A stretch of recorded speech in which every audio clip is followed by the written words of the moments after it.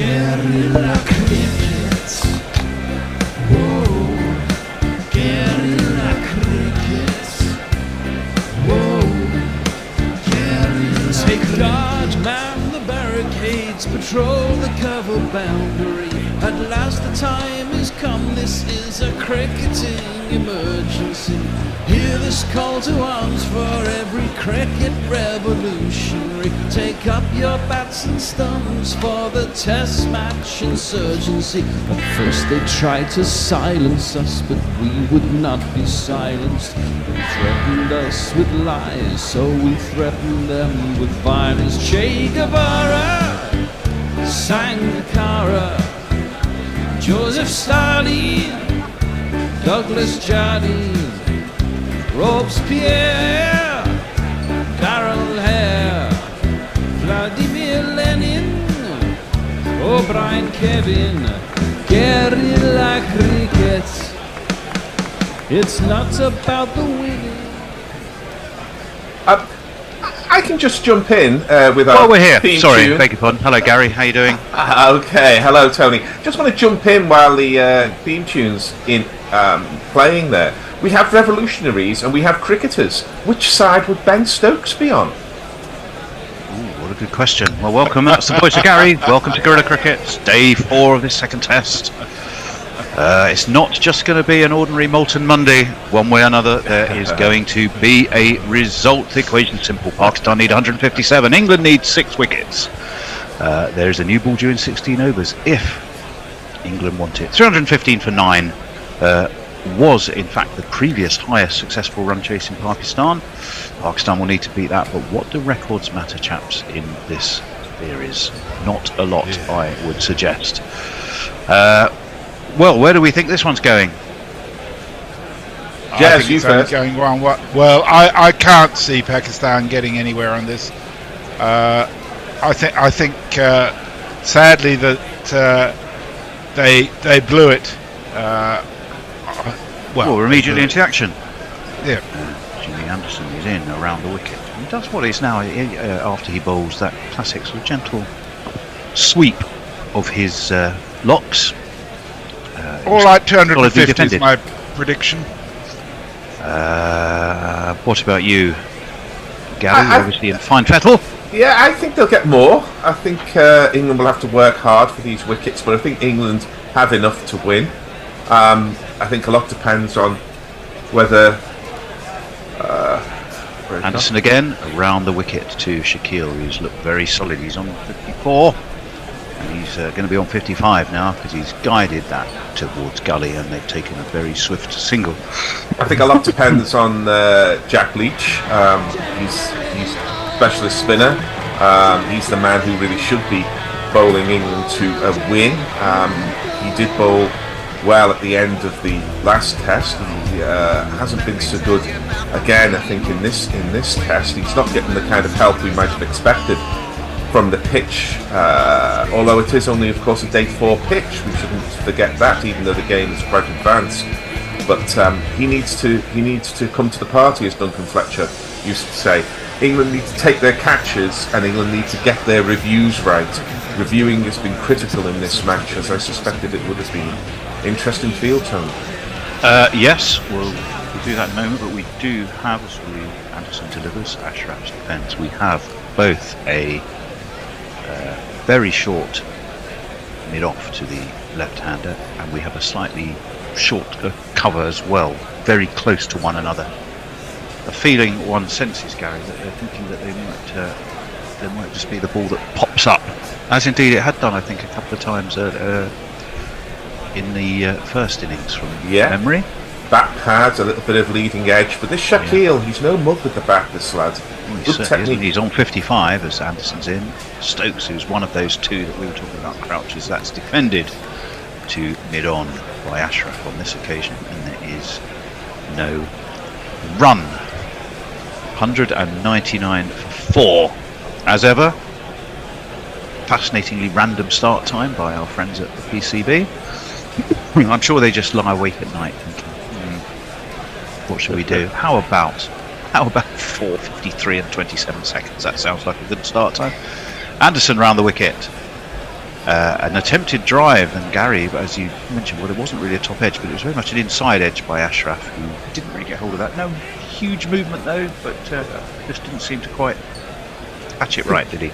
You can already see the difference between the compactness of Shaquille, who is a specialist batsman. He bowls a little bit, but essentially he's a batsman, and Fahim Ashraf, who is an all-rounder. In comes Jimmy. This is wide of Ashraf's off stump. Through it goes to His Grace, His Eminence, my Episcopal brother, the Pope. And there is no run. It's the end of the over. It's 199 for 4. Pakistan are one more towards their total. That makes you more fallible than him, does it, Tony? I'm feeling very fallible this morning. I'm still, I think, mildly pissed from a very pleasant dinner with some friends last night, which I left quite late. Managed to get my head down for a short period of time, but I woke up thinking, the room doesn't seem to be quite as steady as it should be. However, here I am. We'll see how we go. Well, congratulations. Jameson Armstrong is on YouTube with us saying, why am I awake? Stokes would be on the winning side, and Brian in Brisbane, bus driver in Northampton, is with us. He says, morning all, snowing here in Northampton, hoping for a Pakistan win, but I fear they'll fall over again. And Emily Elizabeth is with us too from the US. Good morning, Hello. Emily. Good morning, Joe Root. Round the wicket. He is continuing that very round arm delivery that he has these days. Got a little bit of movement, but defended solidly enough. Into the offside by Shaquille, no run. Indicative that there are two left-handers at the crease at Roots. Well, there are. And they are not those, it's not left-handers that Leach has enjoyed his greatest success about against, I would venture. That one is again defended into the offside by Shaquille. Yeah, how many left-handers inside generally for Pakistan? Do you happen to know that, Gary? Because they're certainly not Leach's cup of tea in the same way right-handers are in anything forward. I'm not sure. Defended? Part of the reason I'm not sure is because I think bowlers, if you're specialist bowlers, they should be able to bowl right and left-handers. Well, the discussion is beyond. I agree. Defended again, solidly, by Shaquille. Mr. Kohli look-alike. It's the beard as well, gives him that Kohli-esque. There's a narrowing of the eyes as well. A narrowing of the eyes, yeah. Thrown up a little bit more by Joe, but defended well by Saud Shaquille. 27 years old he is, Saud Shaquille. He just made 181 for Sindh versus Balochistan in Lahore, and 187 not out against them in October in Rawalpindi. He is very much in the run with Saud Shaquille,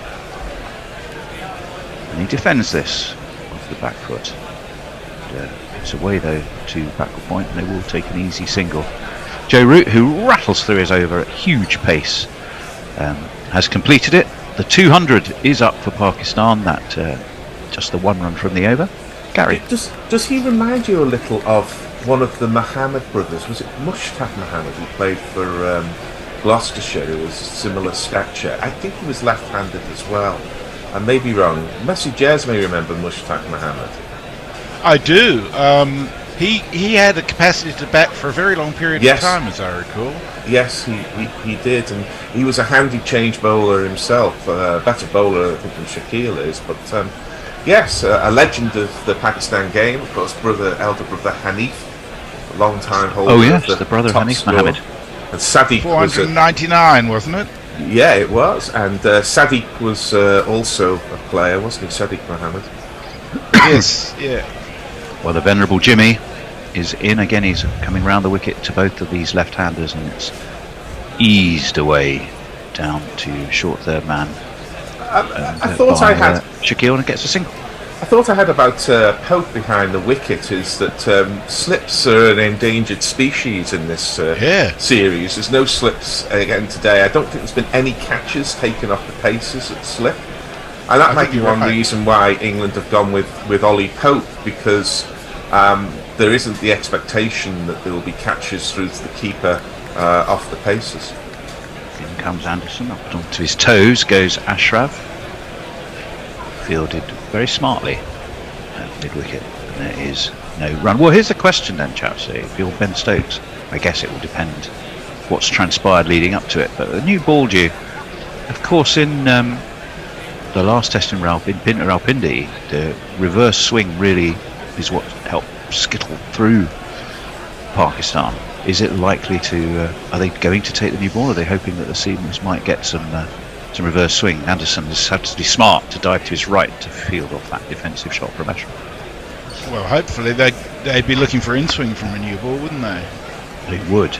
They would. I think they'd have to have a look at what Ollie Robinson can do, and I think the captain himself would have to have a look and see what's happening with the ball. If all three bowlers can't swing the ball between the 70th and 80th over, they're not going to swing it between the 80th and 90th. I guess the obvious thing is, if has England been taking wickets with it, in which case they may well want to hang on to it for a bit. This one is defended again to that, wouldn't call it quite a silly mid-off, but it's well, we call it a non-Hayden. It's a sort of a short mid-off, if you want a sort of a more technical description of it. Silly, very silly. Very silly. Yes. Very silly. By the way, Tony, the response to your question about left-handers, if Yes. cricketing goes to be believed, Mohammad Nawaz is the only remaining left-hander to come in. Well, that probably Doesn't will have be a good stellar for England. record. Forward. In defence comes Ashraf. No run. 154 is what Pakistan need. They've only ever once, come from behind anywhere to win a series, having been 1-0 down in it at Pakistan. So they'll need to do that again. They'll need to beat the record run chase. Let's say, what are records in this series? They really don't matter. This one's flicked off his wrist, but flicked straight towards square leg. Again, there's no run. It's another over complete. 154 is what Pakistan need. 3 overs gone this morning for England. 2 for Jimmy, 1 for Root. No wickets as yet, Messrs. Mog is with us. He just says, gentle folks, hello there. That's a very gentle Monday morning greeting from, Monday afternoon in Melbourne.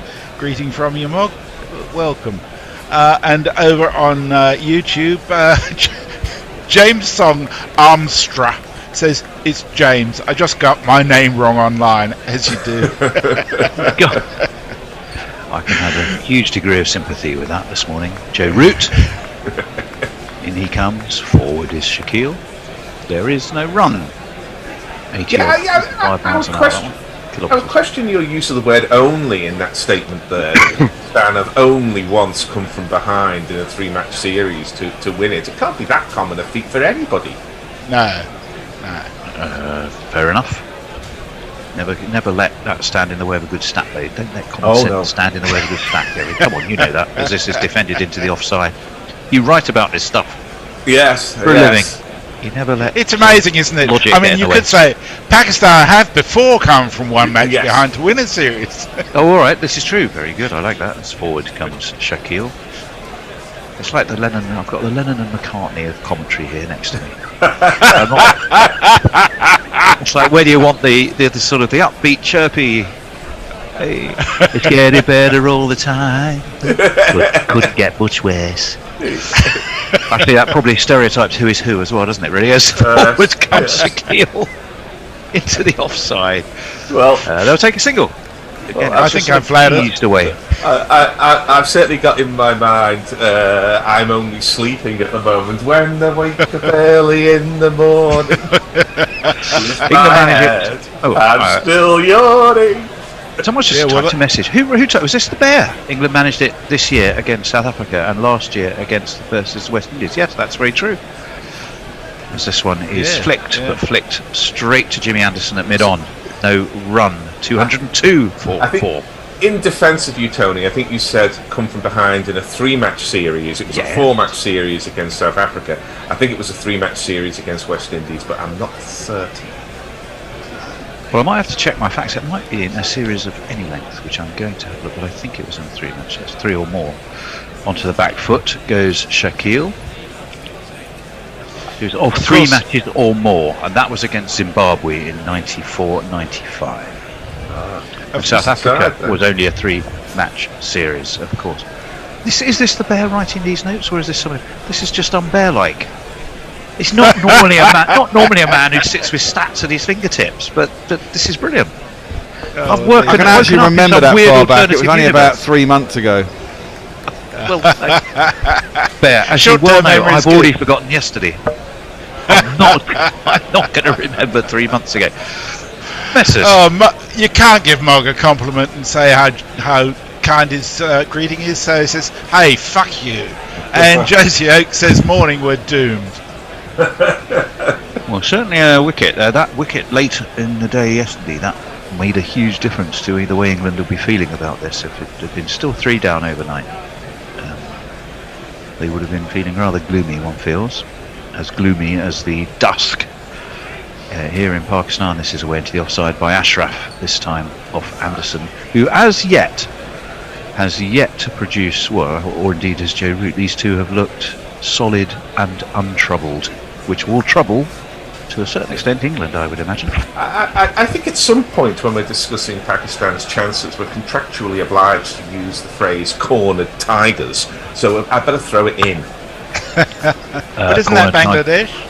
This one is driven beautifully away through mid-off, and I think it's going to go all the way into that sponge. It does. It hits the sponge, it plops up over it. Pakistan have the first boundary of the morning. It's Nissan She. It's Nissan She. Fuller from Jimmy, rather over-pitched that, I think, Gary, didn't he?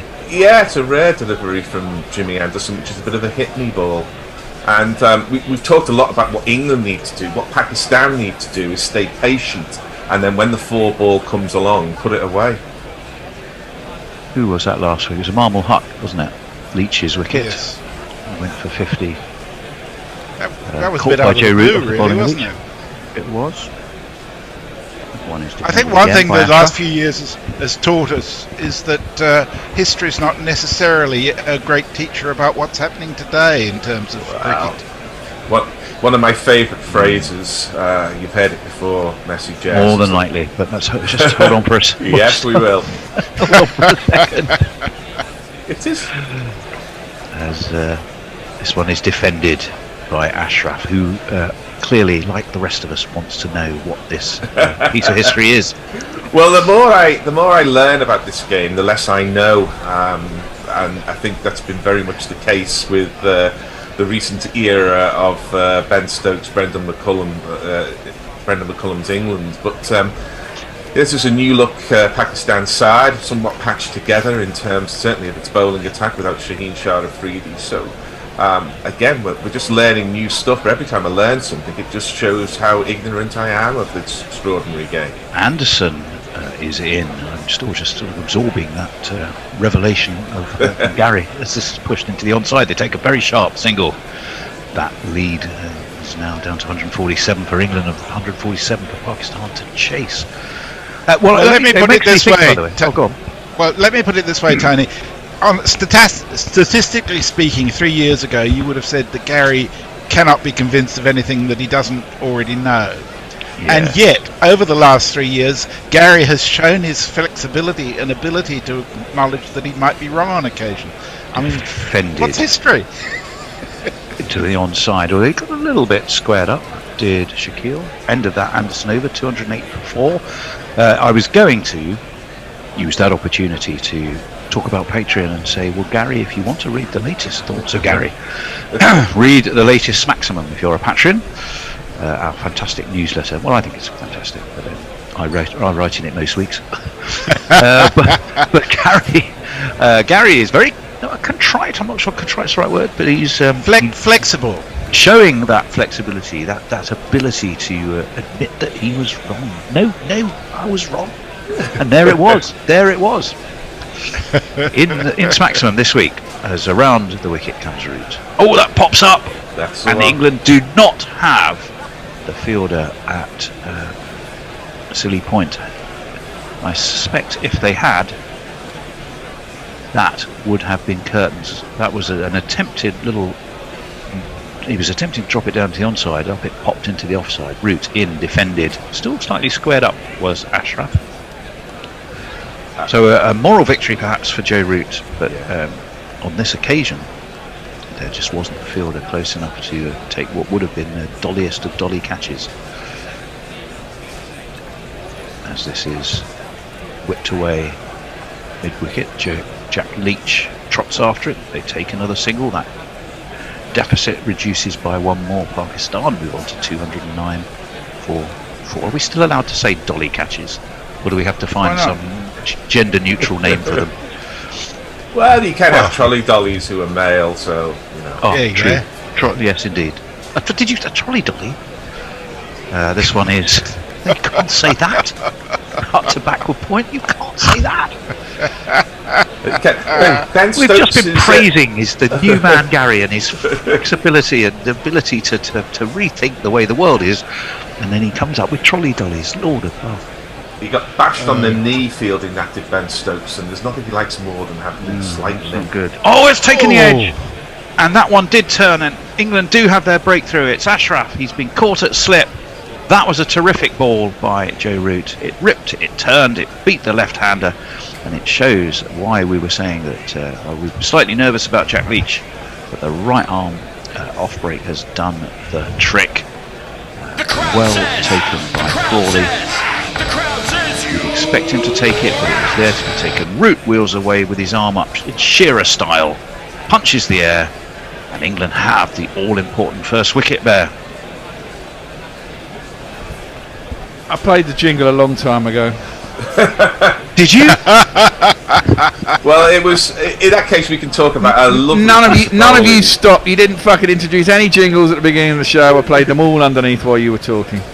Well, because I was literally happily just penning a very short intro, you'll be delighted to know. And in the penning, I suddenly looked up and the players, like the first ball was about to be bowled. I thought, you're not going to play a long intro while the game's actually starting. No. But there are jingles to play for the players, you see. Oh, of course. But you didn't introduce any of them, so I just played them underneath while you were yapping away. Well, there'll be unprofessional at your end, I'm afraid, Tony, but that'll be because you're still pissed. There is a bit of that, yes. Well, there'll be another jingle soon, because England, as you say, have the breakthrough, and it was a lovely piece of bowling by Joe Root, who pulled Ashraf forward. It was a bit of a loose stroke. We have seen this morning the difference between a full-time batsman and a part-time batsman, or certainly an all-rounder, and it absolutely no surprise at all. The first wicket was Ashraf's a little bit loose. It went straight to the man at slip. And Zach Crawley didn't even have to move his hands there, but good concentration. But England have got an end open now, and Joe Root is bowling well this morning, it has to be said. Yes, he is. Even in defence, both these left-handers have been slightly squared up. We're going to have another look at that in what is, I can confidently say, a replay. And it was just the ball that was needed. It's why England have that slip there. He got appreciable turn, so England have doubled up. Discontent. Here is the other summer by this son of Pakistan. Pakistan. Defended by Nawaz. England have brought the second slip in, Gary. I can't have too much of a good thing, I think, is the theory on that one. You can't have too much of a good thing, but we can, and we can't have too many of your tweets. So I think, Jez. Yeah, 210 for 5. Over to the Thanks, Gary. Well, Mog says, have we discussed the end of Australians' unbeaten year yet? There was a fantastic T20I in India yesterday where Australia made 187 for 1 and India managed 187 for 5 and then smashed it in the super over. So Australia finally lost their winning streak of 15 T20Is. It was a great game of cricket. No, the women's team. I was going to say, because the men are playing in a test match, which haven't they just dispatched West Indies in sort of... Oh yeah, that was very dull comparatively. Dismantled, really, in Adelaide. Beth Mooney has been making runs as if, she can do it in her sleep. She's amazing, that woman. But India did really well. It was a great game to watch. Yeah, she's the best thing about a very boring film about Australia's World Cup winning side. It's a bit dull, that movie, isn't it? Oh, very dull. With Matthew Multan, presumably, as this is defended to the onside by Shaquille off the bowling of Jimmy, who's bowling his third of the morning. 145 runs is what Pakistan need. So that's the compactness we're seeing there of Shaquille. That ball kept very low indeed, but because he has such an economy of movement, the bat doesn't go particularly high. and he watches the ball all the way onto the face of it. He was able just to jab down on it, and Anderson in, worked off his legs. Pope runs across on the 45. Leg buys, in fact, as Moraes Erasmus raises a chunky thigh and pats it. And England won't be displeased to get the new man on strike to Jimmy, but we will see a different kind of technique from the each end from Pakistan here, because there just isn't all-rounders and bowlers who bat a little bit just won't be able to have that kind of economy of movement that Shaquille has. Mohammed Nawaz is that new man. Prods at this a little bit outside of off stump. Down to a very short third man it goes. Well, so here, Gary, is an interesting one. Go on. England choosing not for Jimmy to a left-hander as Jimmy's coming around the wicket to have a slip. Do you feel They like haven't missing a trick there? Well, they haven't had slips for a while, and they've very seldom been there in the whole series. I would have to the new man, because if he does go on the drive and it hasn't got his foot to the pitch of the ball, he'll edge it to slip. In comes Anderson from the pavilion end. There was that edge. It's going to go all the way down to third man for 4 runs, and you do feel a slip would have been useful on that occasion. 1, 2, 3, 4. I heard them 4. It sounded like the Ramones 1, 2, 3, 4 jingle, of which I heard 4. I can't quite see if that would have carried, but I suspect it might have done. It would. Yeah, You'd have to be fairly short. The Bear thinks not. Yeah, you'd have to be short and wide, but the edge is in play to the lower order batsman for sure. And round comes Jamie again, defended out to extra cover on this occasion by Nawaz, I have the a question. son of Pakistan. I have a question for both of you, actually. Have you ever seen a pitch, because I'm struggling to recall a pitch, that turned more on day 1 than it's turned on days 2, 3 and so far on day 4? It's stopped turning. Don't remember that. I don't either. Around the wicket comes Anderson, defended into the onside. Any bowler comes around the wicket has to also come around Moraes Erasmus, which is almost like you have to sort of almost detour like a large roundabout, don't you, when Moraes is there? I would have a caveat on that, Gary. Go on. And that is that I think the Pakistani bowlers are more likely to turn the ball than the English spinners. That's true. And it was turning fairly slowly on the first day. I'm not sure that it's changed very much. I think it's not dissimilar to what it was on the first day, to be honest. Yeah. Which is surprising, because it looked like it was going to break up. Really did. 2:15 for 5 is the score. Pakistan need 140. England, crucially, do have their first breakthrough of the morning. Joe Root, the man to be successful. This is eased 2 point. Captain Ben Stokesfield, no run. When a side are going for a win, trying to get the 10 wickets, and I'll come back to that 10 wickets point after the next ball, they can get through the overs pretty quickly, can't they? A slip and a forward short leg for Joe Root. Again, that's a rather square defence, Gary, from Shaquille. That sort of opens up the chance of the edge. He seems to be very sort of flat-batted almost in the way that he's defended. It's South Shaquille. He's determined not to be turning the ball into the leg side and bringing the leading edge in. Oh, that keeps low. There's a big shout from both Pope and Crawley, who felt there was a bottom edge there. Now, the question is, are England in a mood to review? It's against All Shaquille. eyes go to Stokes. Not interested. They have just 2 reviews left to England. They've lost 1.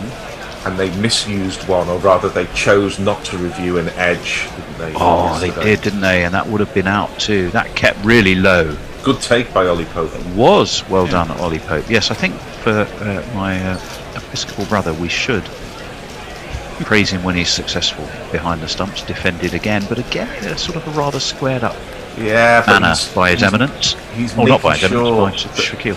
the temptation to turn that ball into the leg side for a single and invite the leading edge, he's not letting that temptation. He's in the runs, of course, in Lahore with Shaquille as he defends this. 37 and 76, but then most people were in some capacity up in Rawalpindi. I believe that England have taken all 10 wickets in 17 consecutive innings. This will be the 18th consecutive innings.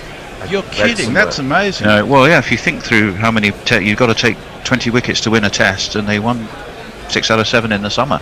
As this was defended into the onside, 215 for 5. It's the other side. It's the other side, Jez, of the Bazball coin, is that scoring the runs quickly opens up time in order for the bowlers to take the wickets, and with some of those wins coming latish on the 5th day, that time has been critical. Yeah, that's certainly true. Who's with us, missus?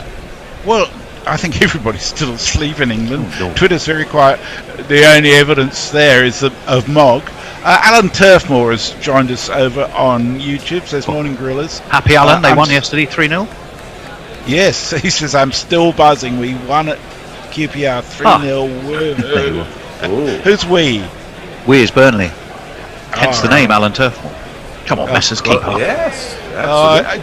It's soccer, Tony. You know, it's a different reality as far as I'm concerned. You guys, when you were just discussing the World Cup, you weren't one of them, I must concede. But there was a totally different tone once football became involved. Which I ducked out of our World Cup group because there was one person on it who was just winding me up so much. I thought discretion was the better part of valour, and I withdrew. As this is steered away towards point. No run. Mark Wood is into the attack. Have we jingled him, Bear? Are you about to jingle Mark Wood? Do you know Mark Wood?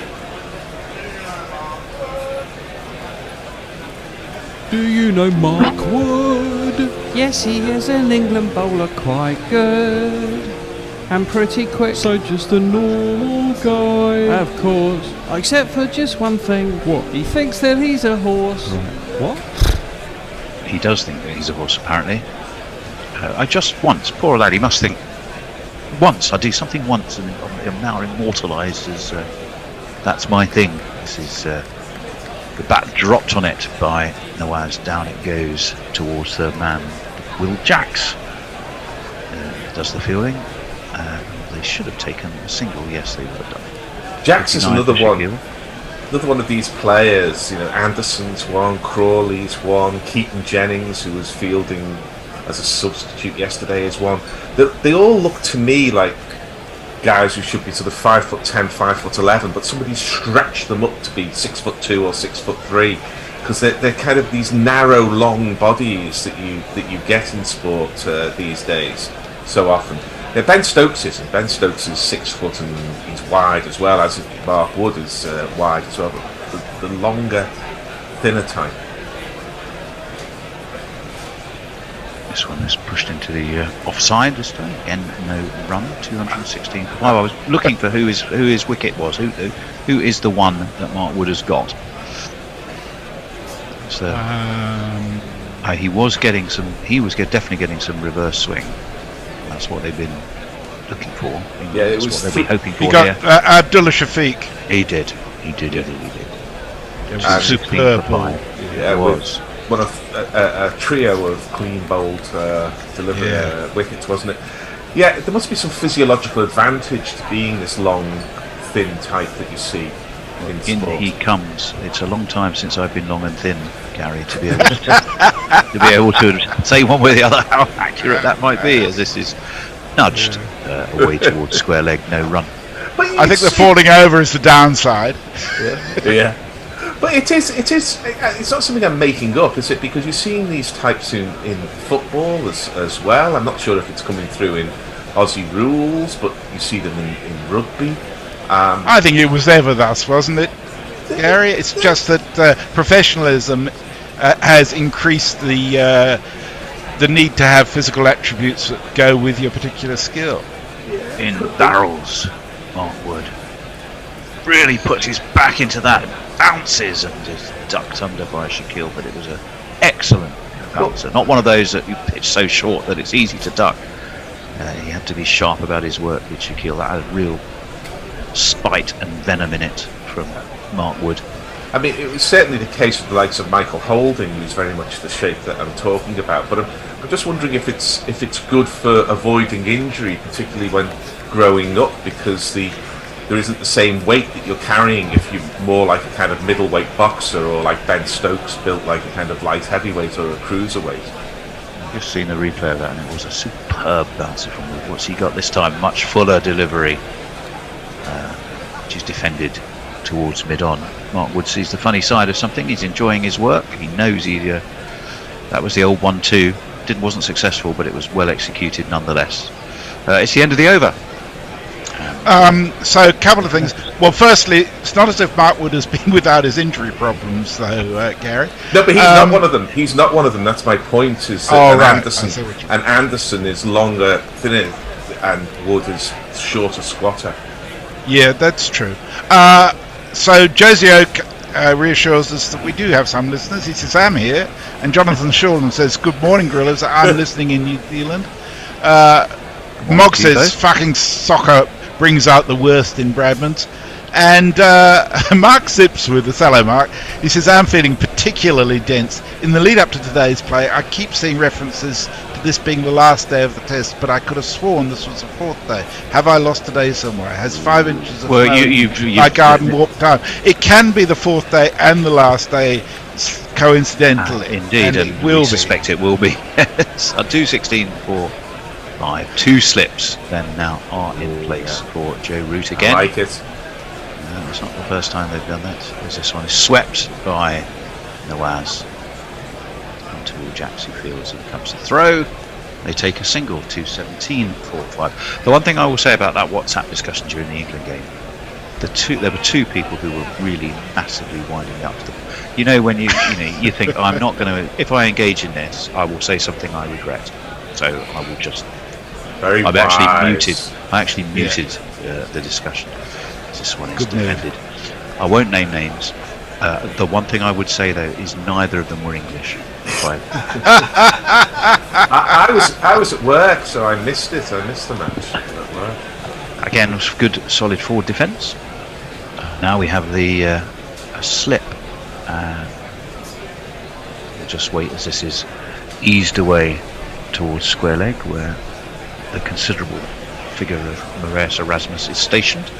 It's another single, but we have the silly mid-off, very silly mid-off, and we have the slip.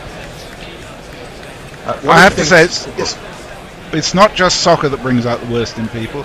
Apparently, Candice Warner got abused. Oh, it's not good. They're pushed out to extra cover. Throw comes in. They take a sharp single. They would have made it safely enough, I think. Pakistan advance their score one more. 136 they need. They're 219 for 5. They have lost the wicket of Fahim Ashraf this morning. Hamid Nawaz is the new man at the crease.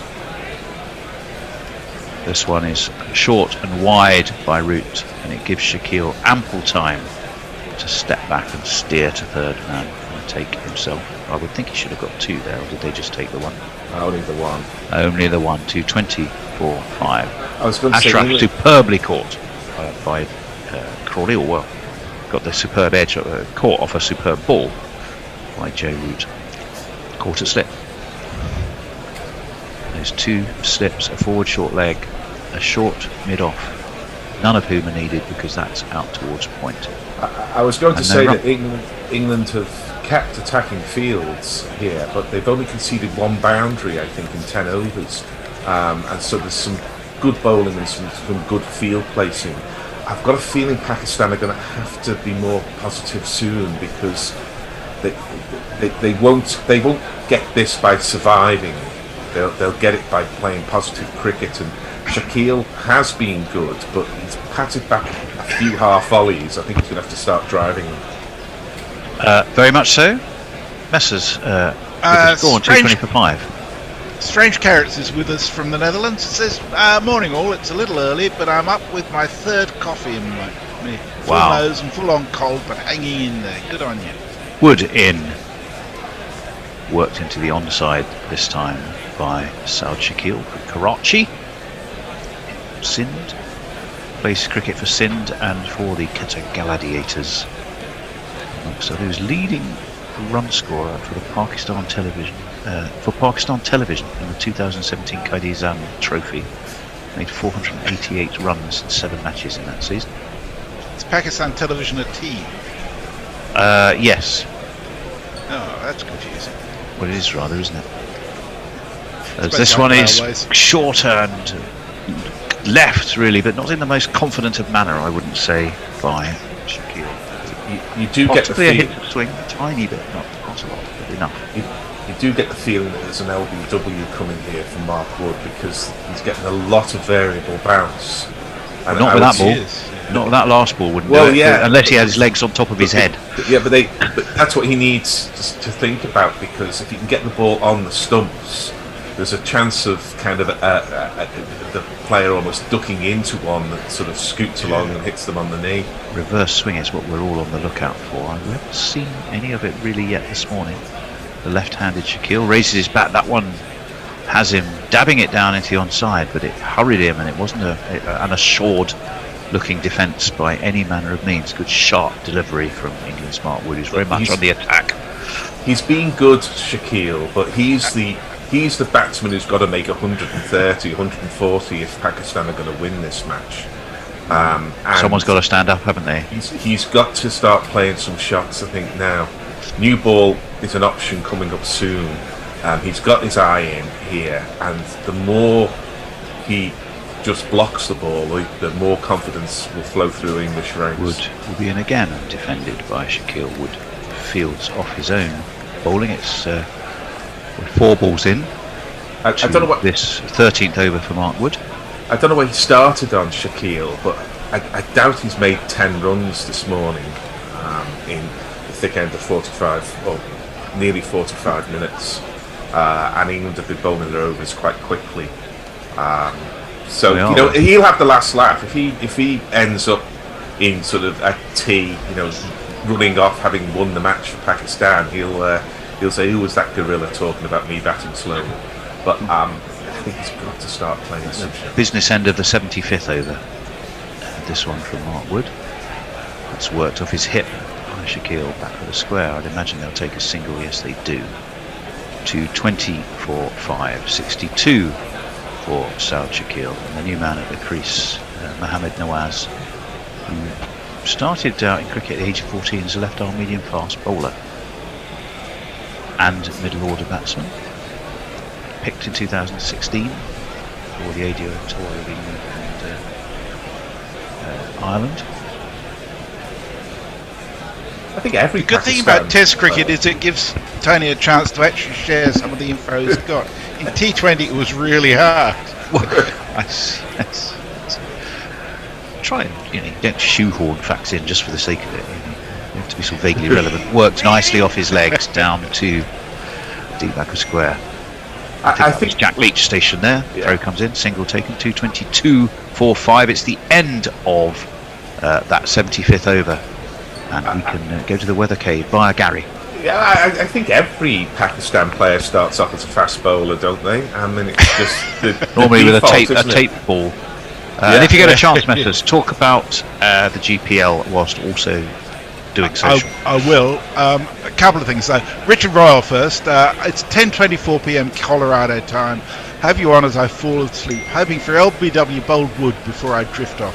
Thanks for your hard work, folks. Thank you. Actually, hold on. Is the GPL open today? Because clearly, there's very limited range of scores that can be made. So we'll just have to check that with the bear. The 2 slips and the silly mid-off are there. This is guided though out towards back point. They'll take a single. Bear, what's the GPL status are we for today?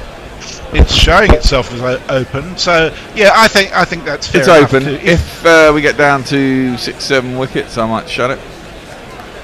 So you basically, if you get on now, is it if you bet now, then if you decide to play a game of skill and make your selection now, then it's open. If it's open, it's open. But you may close further entries. Is that what you mean? Yes. Yeah. Well, in At that his case, folks, discretion. get in there. 54 quid. Route into the attack around the wicket. 54 English pounds to be won. It's into the offside. There is no run. It's 223 for 5, 132 the deficit. GorillaCricket.com/competition. From Ian Southcote 1, he says, listen to Guerrilla Cricket with some mild wine and a cigar on a Sunday night here in Seattle. A picture of gluttony. A lovely picture, if I may say so. It does sound rather good to me, as this one's worked into the onside past square leg. Jack Leach jogs rather gently to field. They will take the single anyway and move on to 224 for 5. That's almost the first time Shaquille has played that shot where he has turned his wrists on the bat and got it into the leg side. And it's interesting, he's at the non-striker's end and he was just rehearsing playing with a full face of the bat. So whether that was a lapse in concentration, I don't know. But he got a single for it. This one's swept as Joe Root drops that just a little bit short. That is going to get Nawaz 4 runs. Not Joe Root's finest delivery, dispatched in summary order by Nawaz. 1, 2, 3, 4. That's a shot that Pakistan have largely not played, and of course England have played a lot the sweep. That's one of the big differences between the two sides, and one of the reasons why England's scoring rate is significantly greater than Pakistan's. Into Nawaz, defended off the back foot this time by Nawaz. There's no run. Excellent. Excellent. I think are we due a change at the end of this over? I think we are. I'm sure the Bear will agree because he's on ball by ball next. Right. It'll be Al Hodge going into the social seat, and should be Jason. Jason's not here. Jason's not here. Okay. This one's dabbed away around the corner. Do you want me to stay on until Jace turns up? Yeah. 2. It means that's 228 for 5 at the end of that. Joe Root over 154 for him, 231 for 5. Nawaz 16, Shaquille 63. I shall take myself a little break, and the next voice you hear will be that the Ursine one himself. Good morning to you all. Yeah, new ball due in what? 5 overs? 4 overs? Yeah. I would take it straight away. This ball is as dead as a door now. Yeah, it certainly is, isn't it? It's hardly surprising. No, it's not. It looks soft. It looks absolutely knackered.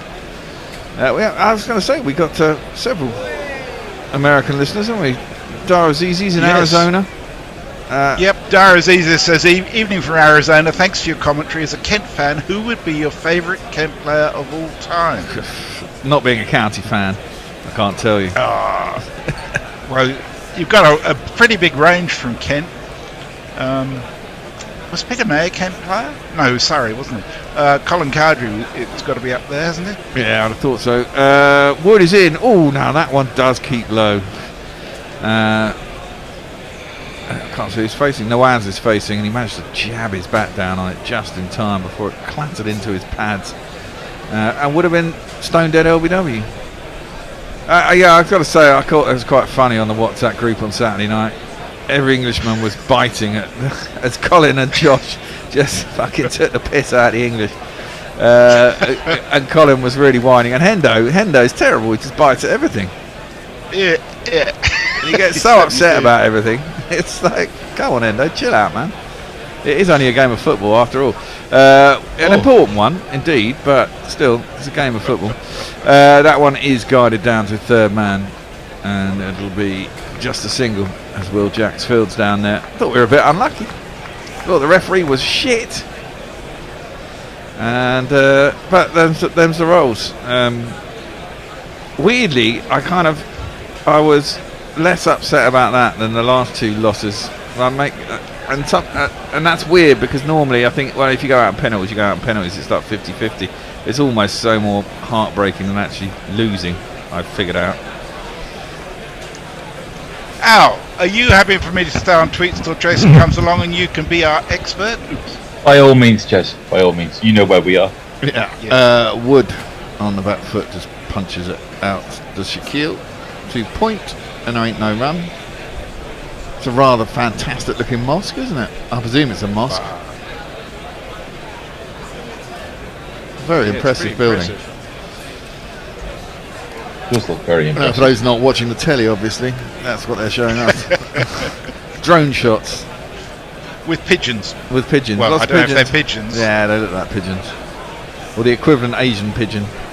Might be slight difference to the English pigeon, but you know, pigeons are pigeons.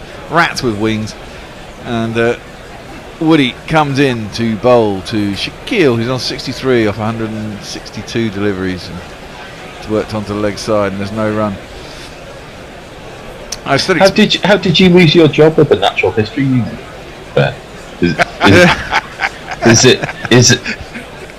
Is it about that pigeon documentary that you made? Well, no. A friend of mine was actually the director of the science or something at the Natural History Museum. She was. Now she's director of museum studies at Leicester. That seems like a step up. It is a step up. Yeah, it's like covers all museums in the UK or something. I don't quite know what it is. Fortunately, she doesn't have to move to Leicester. As Wood is in and is defended by Shaquille up towards mid-on, and there is no run. Good morning if you're from Leicester, by the way. Yeah, good morning, Leicester. I've only been to Leicester. I went to visit a friend who was at Leicester Poly back in those days. Yeah. And got really pissed. And then someone gave me a spliff, and it was when I didn't really smoke. I'm trying to think about whether that all fits in with your character. Well, it does, but it was kind of before I went to university, and I didn't really smoke that much. And we bought some hash off somebody, and got someone to roll us a spliff because I didn't roll in those days. And then someone. Hang on. So you had someone roll for you? Yes. Well, this is before my days as a pothead. Turned into the leg side for a single, and there's no. But they rolled me this spliff, and then everyone deserted me, and I didn't really smoke, so I smoked the whole bloody thing. And you know what it's like. I don't know if you do know what it's like, but if you don't smoke regularly and you drink, if you drink first, then have a spliff, and you're not used to it, it can get very heady. Anyway, I ended up vomiting over the side of this balcony, and then basically passing out in a hall. In a hallway. And then at 4 a.m, someone put me on a mattress in a hallway at the top of some stairs or something, I seem to remember. And about 4 a.m, security guard for the halls came around and said, "You can't sleep there." I was like, what? And I'd only been to Leicester. I somehow managed to find my way back to the house I was staying in, having only been to Leicester once. It's a bit like a homing pigeon, funnily enough. And about 5 a.m, I was banging on the door going, "I'm in." Jez, ever since that day, the liberal elite has been missing a person, and it turns out it's been the pet. Well, Andreas Carl is with us from Australia. He says it might be 2 hours till first light in the UK, but it's great timing here in Oz. Enjoying the call as I travel from Geelong to Mount Gambier. Question: when do you reckon we'll see one of those Ben Stokes spells? Is there a new ball coming? They can't be changing the old. Well, they could be changing the old ball at 77 overs. Well, that's good. I'll get a chance to catch up. Mayank says, back to Philadelphia from a long weekend in New York. It's an American takeover on here. It is. Because we get another one from Josh Hoover, another American listener in Michigan. Took a nap this afternoon so I can stay up with you chaps a bit. Welcome, Josh. It's lovely to have all this warmth from around the world. James is tuning in from Germany. Two bemused dogs also listening to cricket with me. Not used to any noise this early, but I guess they're supporting England. They better be. Is that? Are they changing the old ball? Well, they are, and that's a bit of a bonus. England might go a little bit longer. That looks a better nick than the one that they just had taken off, to be fair. Yeah, because there's 3 overs to go. 3 overs to go. Well, if you're Ben Stokes and you've just seen that the ball's been changed, would you go and have a look at it and see whether it might not necessarily be Jack Leach who you want to bowl next? No, I think you make the decision, you go with it. Jack Leach will be happy to get a new ball, but I think you do take the new ball as soon as it's available, because if you're going to get anything out of this pitch, then I think the ball needs to be new and hard. I mean, a ball that Robinson bowled to get Babur Azam was incredible, wasn't it? It was. It was remarkable. Jez and I were commentating at the time for both of those 2 wickets, and it looked then that there were, the demons just disappeared. Yes, it looked really flat while Imam and Shaquille were batting yesterday. Yeah, but bear in mind that they're left-handers, and it was outside the off stump of the right-hander that they found the cracks. Exactly, and I think that's why they've sent Nawaz out ahead of. Yeah. What's his name? I can't remember. It's a bit early in the morning. Salmon, yeah. As Hendo commented on WhatsApp last night, he said Baba was quite entitled to believe that the ball was going to miss the stump. Oh, God, yes, very much so. I mean, it's moved a mile. It's moved a mile, exactly. You'd be proud of that in England, for crying out loud. I mean, I must have hit the edge of a crack, I think, that one. Yeah. To come back in that far.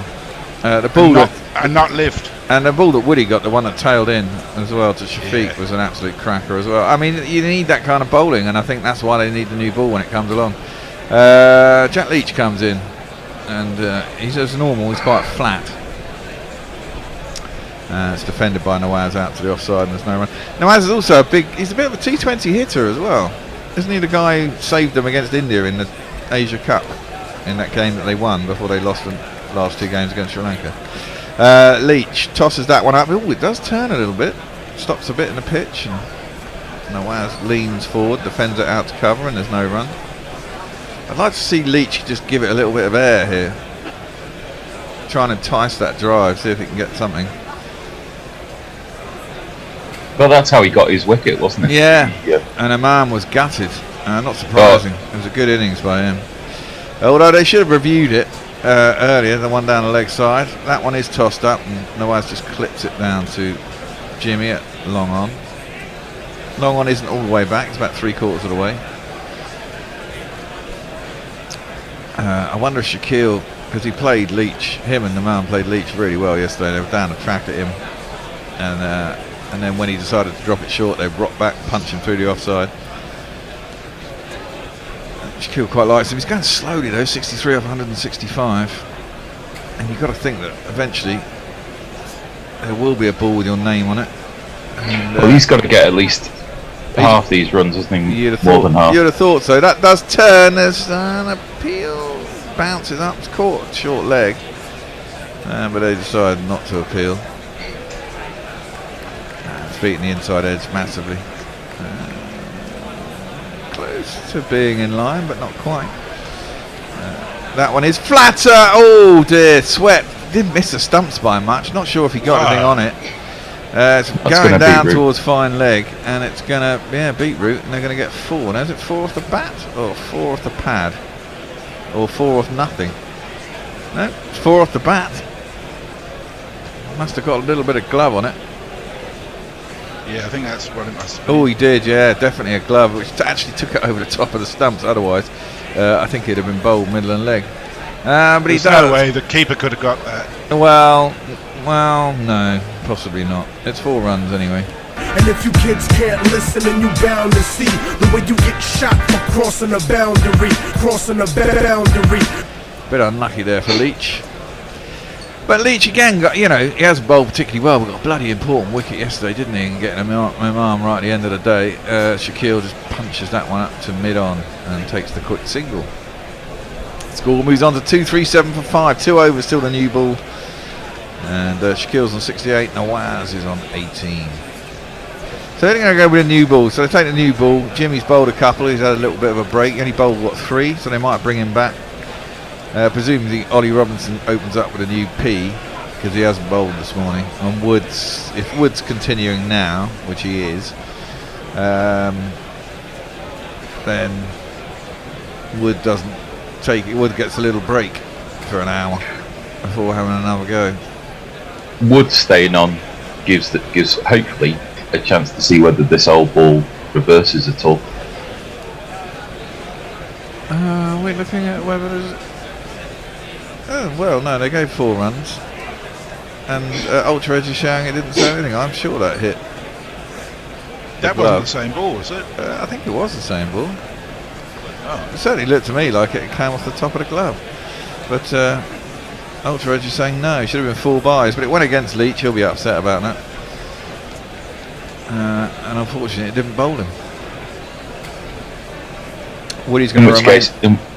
In which case, it was a little bit of an error by both then in that case. Yeah. Because he's just not followed the ball. No. But it did seem like it went over. Something forced it to go over the top of his glove. Indeed. Wood's going to continue around the wicket, down the leg side, and Pope doesn't get a hold of that. Could have reviewed one yesterday, couldn't they, off Wood? Wood was up for it. Yeah. Pope didn't. Pope obviously wasn't concentrating, and no one else was sure. It was the tiniest little flicks on the bat. Yeah, it barely registered on Snecker. But it would have been overturned, I think. Yeah, but I think Gary's right. You know, when almost everybody thinks it didn't hit, it's probably not worth reviewing, because bowlers tend to get carried away. Well, yes. It was interesting they asked Brody that in the studio. And he was like, yeah, bowlers always think it's out. Short, pinged on the head. He's been scone there. He's missed that completely, trying to pull it. And I think that's hit him in the head. Presumably we'll have a little bit of a stop here as they bring out a man to have a look at it. Or maybe it got him on the hand, because he's, no, his arm actually. He's gone to pull it. Maybe I think that's hit him in, yeah. Maybe it's Got come on the shoulder, didn't it? off his arm. Well, I thought it went straight into his head, but he's shaking his hand. Yeah. His upper arm, I think. And it certainly hit his helmet, but no one's coming out for concussion protocol. That's a bit weird. That is poor. Yeah, well, Wood in again, short again, and he's giving it a bit. Surprise. And Sal doesn't look very happy about this. Maybe this is his weakness, and there is no run. There's no shame in that. That's caught his bottom hand on the bat as well. Considering it's an old ball, Woody's not too bad.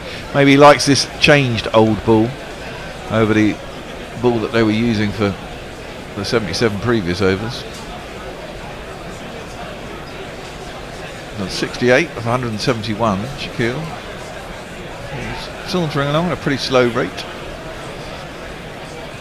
He's gutsed it out though. Wood again, short-ish. Doesn't get up this time, and Shaquille can work it down to third man. He'll get a single. So I think England two more wickets and they're through, aren't they? I mean, well, they should be through anyway. Well, it's funny you should say that. West Aussie Leeds has tweeted having a lunch on a mild 32-degree day in sunny West Australia. Not being disrespectful, but we think that for Pakistan it's 7 out all out. And I think that's exactly what 7 out is pretty much all out. Yeah, I mean, Salman can bat and Nawaz can bat. T20 style anyway. I don't know how long he can hang in there when a new ball comes along. That'll be the interesting time. Short again by Wood. Nawaz ducks underneath and there ain't no run. It's interesting that's the only one for the over. The one that pinged him on the head is not one for the over. I suppose it's not. Chest high isn't one for the over, is it? No. It's one fuck up for you. I wish.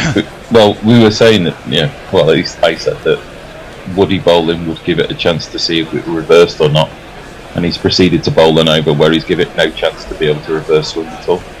Yeah, if a ball comes out of the box, I doubt it's going to reverse swing straight away because you need to rough up one side. That's short, and Nawaz just drops it square on the offside. Stokes picks it up at backward point. There's no run.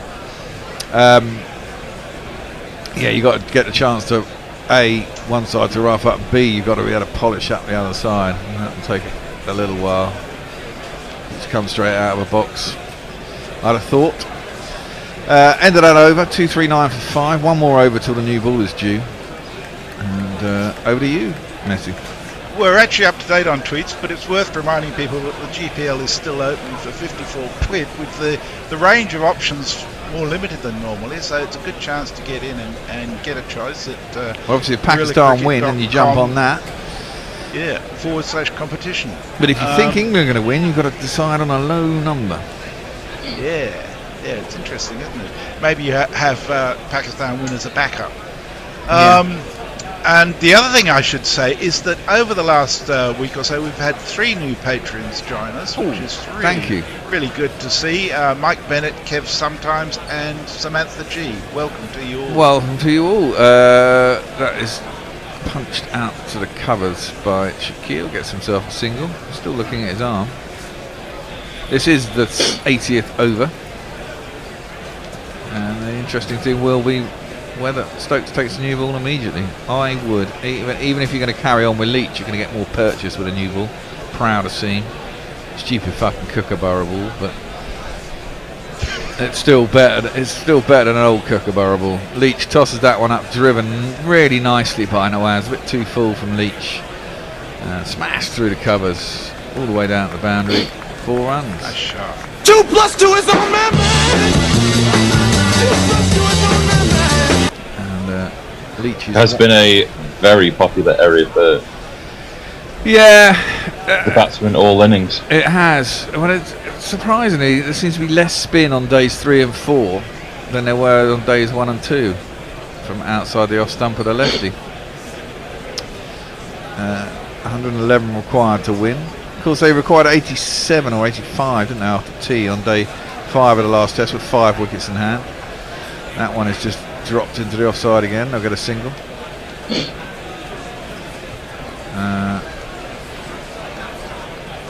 And they'll be glad to see the back of the left-handers if they can get one more wicket.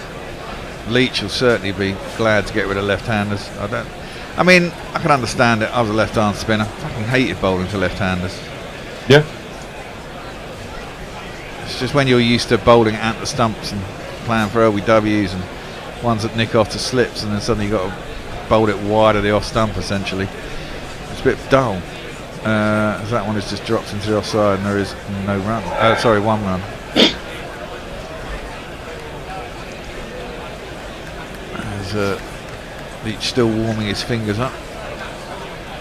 This ball still looks shagged, to be fair. Was a like-for-like replacement. Yeah, and it was 76 overs old at the time when they changed it to 77. Current partnership 36 or 59. It's just dropped into the offside again. And Nawaz wanted the single. Shaquille said no. And 1 ball left, and then will England take the new ball? 109 required to win. As you sort of inferred, they've got to, really. Yeah, I think they have to. If anything's going to hit any of those cracks or do any of that stuff. That's straight and defended again by Nawaz. Back up the track, no run. Right, new ball time, or is it? Shaquille is currently averaging 82.33, by the way, which is nice after in 2 tests.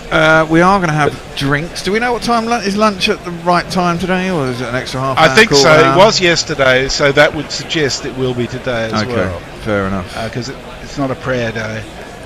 Well, we should say that we have had 3 new patrons, and we love patrons, and we give you lots of extra content if you're a patron. You get access to archives, and you can get the Smaximum, you get the Bishop and the Bear podcast. If you $10, you can get yourself on the ever rotating glory roll that goes across the bottom of our screen, and you'll get a free mug after 3 months, a Gorilla Cricket mug. What more could you want? Crikey. Well, there is something more. Anybody who joins by the end of today will also be invited to join us for the recording of the final Bishop and the Bear of the Absolutely. year. Christmas special. We're not doing one this week. We're waiting until next week for the Christmas special. Oh no, it's this week. Well, it is this week now, because today's Monday. It's all quite exhausting, this getting up at 4 in the morning business. I can believe it. Yeah. Oh dear. So yes, I must say that I reckon it's probably the best value Patreon account you can ever come across. Plus, even if you didn't get all those things, it's wonderful to have some support for what we hope you really enjoy. Exactly. So, yes. And we do have bills that need paying. Sounds like a great song. We got bills that need paying. Yeah, we do. And with recession looming in the UK, and me being particularly skint at the moment, pile in. Yeah. Dan De Castro says we can't compare this to the first test with Pakistan 5 down. There they had the threat of the draw. Here there's no rush. It's really interesting, isn't it? I mean, what is it, 109 to win with 5 wickets standing? normally you'd say that anybody's. I still have very, very strong idea that England are going to win this quite comfortably. But Well, it'll the bookies have actually got Pakistan as favourite. I think I might have to put some money on England then. England are even money. Evens? I think that's reasonable. Looks like Ollie Robinson is going to take that new ball. I better let's have a look at the bookies because I haven't been there. I didn't go there yesterday. Yeah, England at evens. No, I'm not logged in. Pakistan are what? That's 5-4 on. Yeah, 5-4 on. The draw obviously is stupid money. Yeah, that ain't gonna happen. That ain't gonna happen. In surprising news, the second new ball's been taken. Oi! Well, do we have a jingle for that? No, we do indeed. It goes like this. Dun, dun.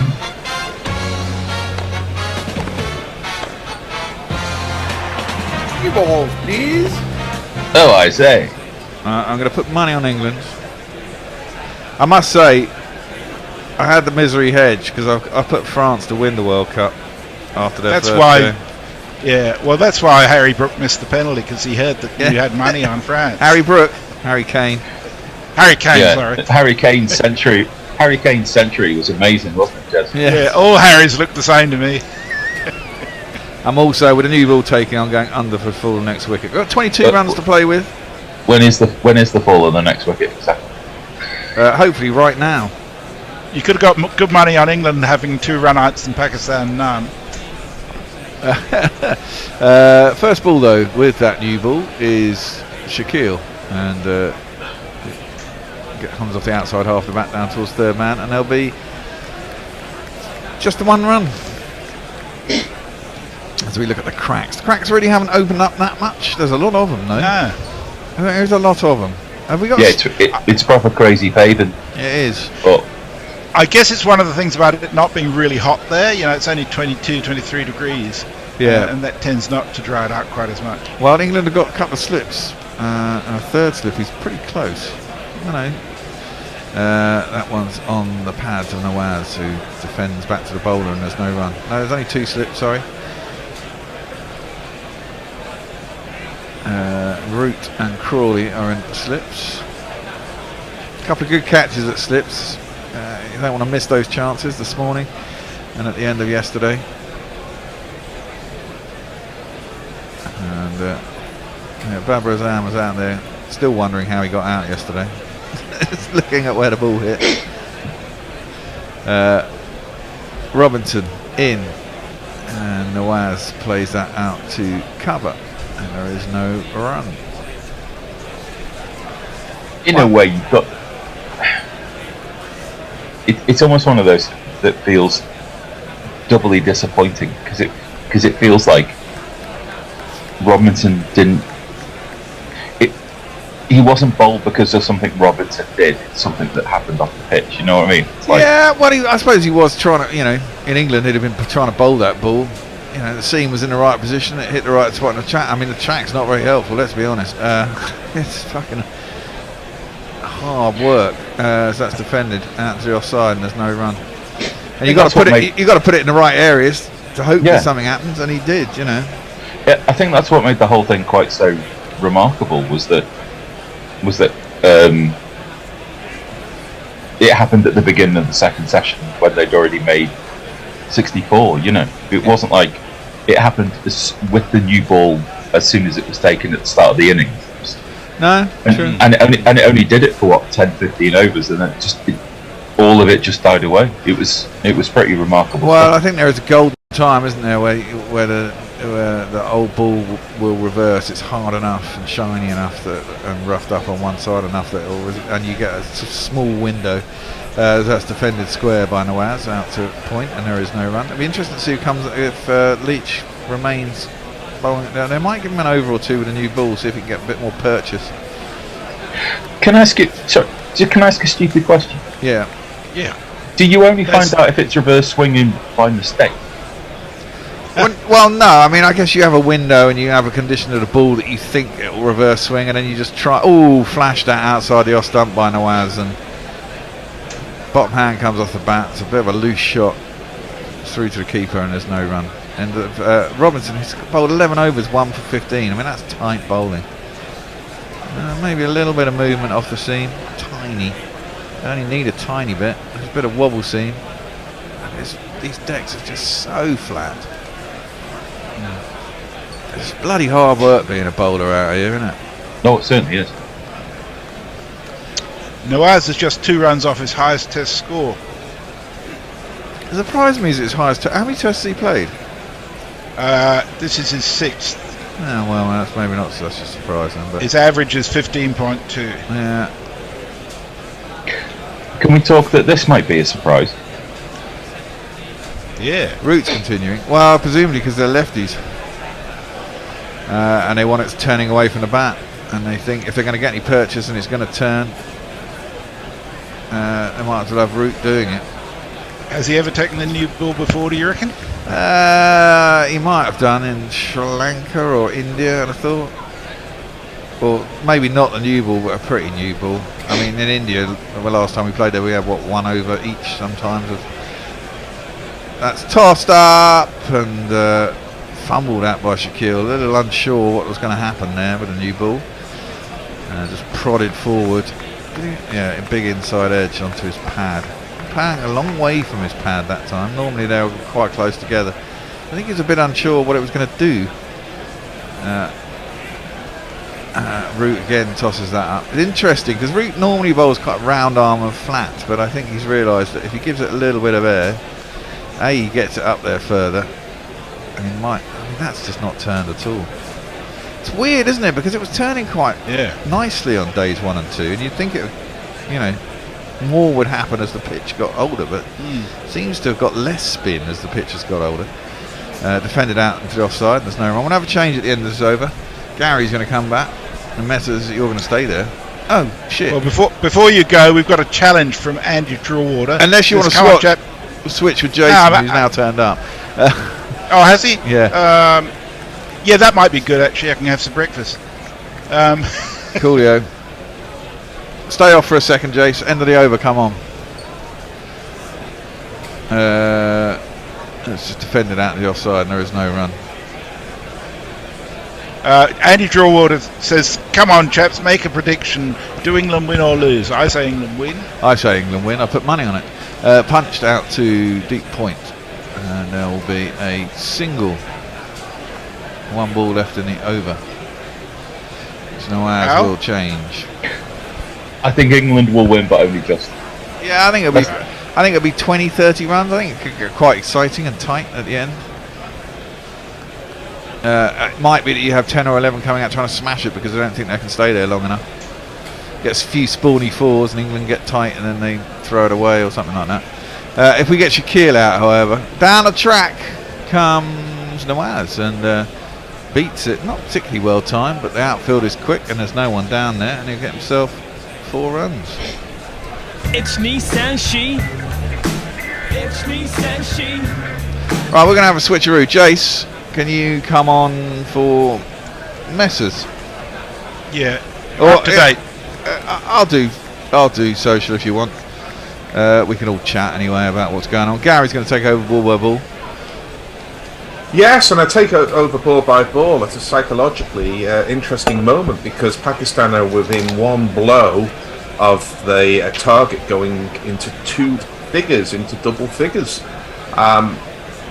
England has still be fairly comfortable. They've just taken the new ball.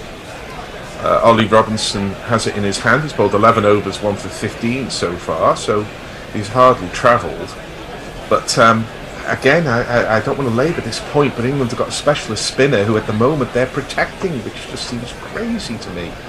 But it's Ollie Robinson about to deliver the first ball of over round the wicket to Shaquille, who has that compact technique and just pushes it into the covers. There is no run. Hello, Jason. I hope you're well. I am, thank you. Good morning, everyone. Morning, It's everyone.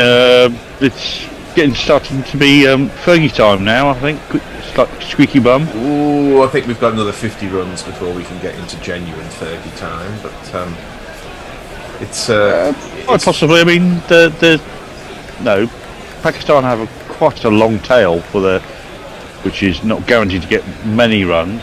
So we've still got time. This ball is defended and there is no run. Well, the first representative of that tail, it's perhaps a little unfair to say it's a tail, he's come in at number 7, but his batting record suggests that he's more of a 9 masquerading as a 7, who is Nawaz, and he's batted very well, really. A few loose shots early on, but he's played well since then. I just realised that was a replay from the first test, wasn't it? Yeah. Yeah, I mean, there's a lot of pressure on Shaquille to sort of anchor the side home. He needs to shoot a few 3-pointers, does Shaquille, as this ball is on the stumps. It's just defended, skews away off the outside portion of the bat. There is no run. He was shaken up a little earlier, about 20 minutes ago, wasn't he, by Mark Wood, who got hit on the hand twice in 2 deliveries. But I like this lad's temperament, Shaquille. Well, he's not a lad, he's in his late 20s. I like his temperament. He very much is a batsman who believes the only ball that matters is the next ball, and you'll go a decent way as a batsman if you keep that mantra in mind. He has 73. This partnership must be close to realising 50, I would guess, as Robinson is in, and this is just pushed into the onside, and there is no run. If he has a flaw, I would suggest, Jason, it's that unwillingness to drive the half volley. He just pushes the half volley there, and while that takes a bit of risk out of the game, it does mean that Pakistan are going to have to bat significantly more overs if you recognise batsmen as patting back half volleys. Well, he does. Well, you say that, Gary. I think against the spinners, he's certainly a bit more proactive, isn't he? Yeah, he is. He comes down the track and hits over the top. He's going to face a lot more seam than spin, I would suggest, in the next hour or so. But he gets a nice little single from that. Slightly on his heels was, I suspect, Anderson at mid-on, and Shaquille just got it to his left hand and was through for the single. Pakistan 253 for 5. The deficit is 102. Yeah, he's scoring about 50 runs, 100 balls. Maybe not even that, which is quite even that. Which is quite a defensive rate for scoring, but and will require him and his partner, which is more importantly, to eat up a lot of overs. Ooh, Robinson just gets that one to lift from round the wicket. He's a tall man, Robinson. He hasn't got a great deal of pace, but he finds bounce, and that took Nawaz on the bottom hand. He's taken the glove off and he's shaking it, just trying to get a little bit of blood back into the fingers. It's the end of the over. Pakistan are 253 for 5. We're in for a thriller. We are indeed. It's me, isn't it? Sorry. It is. Yeah. I'm gonna have to get up to date. I've been at the vet. Did I miss anything exciting? Says Mog. No, not really. Mog at the vet. One wonders what procedure's been taking place with a Mog at the vet. I hope it's not what I'm thinking of. No, I presume it's his cat. He has an evil cat. Is your cat evil? I think he seems to imply his cat's quite evil. Root round the wicket, and this is pushed at by Shaquille, and he'll get himself a single to the man sweeping on the cover boundary. Not sure evil's the word. I think I'd use chaotic neutral. Okay, fair enough. It's just if I went by the name of Mog and I turned up in the vet surgery, I'd be very careful about being invited to step into the operations room, put it that way. As Root is in, he tosses this up outside off stump, and that's slapped by Nawaz over extra cover. It'll be a 4, and the target goes into double figures. 1, 2, 3, 4. Stokes hasn't bowled an over in this test, has he? It's extraordinary, isn't it? I've just sent an email to Rob Smythe at The Guardian doing the over-by-over coverage, because I was remembering a email I sent in the Ashes, this ball is defended, of 2006-07, where I said if there was any other captain than Andrew Flintoff, then Flintoff would be bowling here. And I think if there was any other captain than Ben Stokes would be bowling. If not with the new ball, he'd have bowled with the older ball. Yeah. Unless he can't. Root. Unless he Oh, big sweep. Don't know if there was anything on there. Maybe there was something on it and Pope didn't catch it because hands on head by Root. Maybe it was an ugly shot. And there's your ball by ball from the Bear. Thanks very much, Bear. Sorry. It's all right. It's just an ugly shot from outside, off stump, and again revealing the fact that Nawaz is more of a bowler who bats. As Root's in again, and he tempts him with a slightly slower ball on the same line, and Nawaz is not to be induced into the same false stroke. He just dabs it down to third man, and there's another single. There's vigorous clapping here from Stokes. He may be injured and can't bowl. There's been no sign of it, no word of it. He seems to think that he's happy with the 5 options he has. I get the feeling that Root's in round the wicket, defended, no run. That false shot by Shaquille, they were wishing he had an under edge that would chop it onto the stumps for the sweep. It wasn't really a sweeping length. No, it was Nawaz rather than short. Shaquille, but the point is still a good one. Pakistan 259 for 5. They require, I think it's 96 runs to win, and we have your tweets. We don't have any tweets because we're all up to date. Root's going off the field. Doesn't look like he's going to be off for long. And I think that's Jamie Overton coming on. Could be Craig Overton. The Overton twins they don't need dark glasses to be indistinguishable one from another. But Craig Overton's not on tour, I don't think. So no, he's we'll not. take it as Jamie Overton. And it'll be Ollie Robinson to continue. The camera picks out a pensive-looking Brendan McCullum and an even more pensive-looking Paul Collingwood. Round the wicket is Robinson. This one keeps low, but Nawaz has got his eye in now. He's got 32. He's batted well after a slightly awkward start, and England need to break this partnership. Yeah, he's keeping the scoreboard ticking along quite nicely. 32 off 38. Yeah. He's doing the majority of the scoring at the moment, I think, for this partnership. Well, he's quite an attacking batsman, isn't he? He's a T20's middle order slogger who bowls. Yeah, we're seeing his first class record, his 600s and 1550s, so he's no mug with the bat, although his test record to date suggested he was. As he reaches for this outside off stump, he gets it to the man at point, and there is no run. I mean, it's one of the great commentary cliches, England could do with a wicket now. It's like saying a side could do with a goal, because there's never a time when you wouldn't enjoy a wicket. But in a long chase, you feel momentum shifting, you feel confidence building, and that's the point at which you bring out the cliche that the bowling side need a wicket. And we're definitely at that point where confidence is flowing through Pakistani veins, and England are searching a little. He drives at this. That's the loose drive from Nawaz. That's the shot that England have just got to get that little bit of luck for an edge or an outside edge keeper, or to slip, or an inside edge back onto the stumps, because that's a loose stroke. But he gets away with it.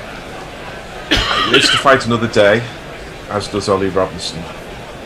This pitch has flattened out quite a lot, hasn't it? Yeah. It looks fairly benign now.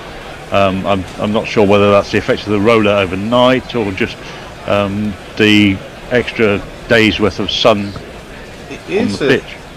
As Robinson is in, and this is just skewed off the outside edge by Nawaz, and he takes an easy single down to third man. It is extraordinary how almost it's been like a kind of reverse of what we're used to seeing pitches, and that is the 50 partnership. Well played, these two. It's started out spinning like a top, really, at times. The excellence of particularly Abrar making the ball spin, and now it's playing like a kind of day one pitch. I can't recall ever seeing a pitch do this. Robinson is in, and this is just punched by Shaquille, slightly more aggressive, still not driving the half volley, but he punches it and gets himself a single. And they're just ticking over here, Pakistan. Not taking much in the way of risk, but they're accumulating 2, 3, 4 singles and over. And with the odd boundary, that target's going to start coming down quite soon. Messi Jez on Weather Watch as usual says that the hot weather may have the absence of hot weather may have preserved the character of the pitch, or even improved it, as Robinson round the wicket again and beats the outside edge. That's the kind of lack of concentration shot that a lower order batsman will play, because he then rehearses the shot he should have played, which is a more authentic forward defensive. He just went with hands at that ball. It was outside off stump, but again he missed it with the edge, and it went through to Ollie Pope. It's the end of the over. We have your tweets. Yeah, Just Ideal says, has the cricketing world gone mad with matchups? Did Jim Laker get taken apart by right-handers? Was Derek Underwood protected from left-handers? No, probably not. But I mean, well, there were uncovered pitches in those days. But some people don't. I mean, I never liked bowling to left-handers. Well, I think in this series, Jack Leach has bowled about 15 overs in order to get a wicket, and England are not in a position where they can wait 15 overs for a wicket. But nevertheless, Ben Stokes, who really believes in his spinner, to his immense credit, has gone back to Jack Leach, who has 1 for 101 in 22 overs. Let's give him a jingle.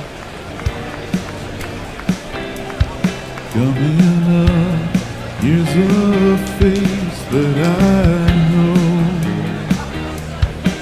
It's Jack Leach. Now coming up is Jack Leach.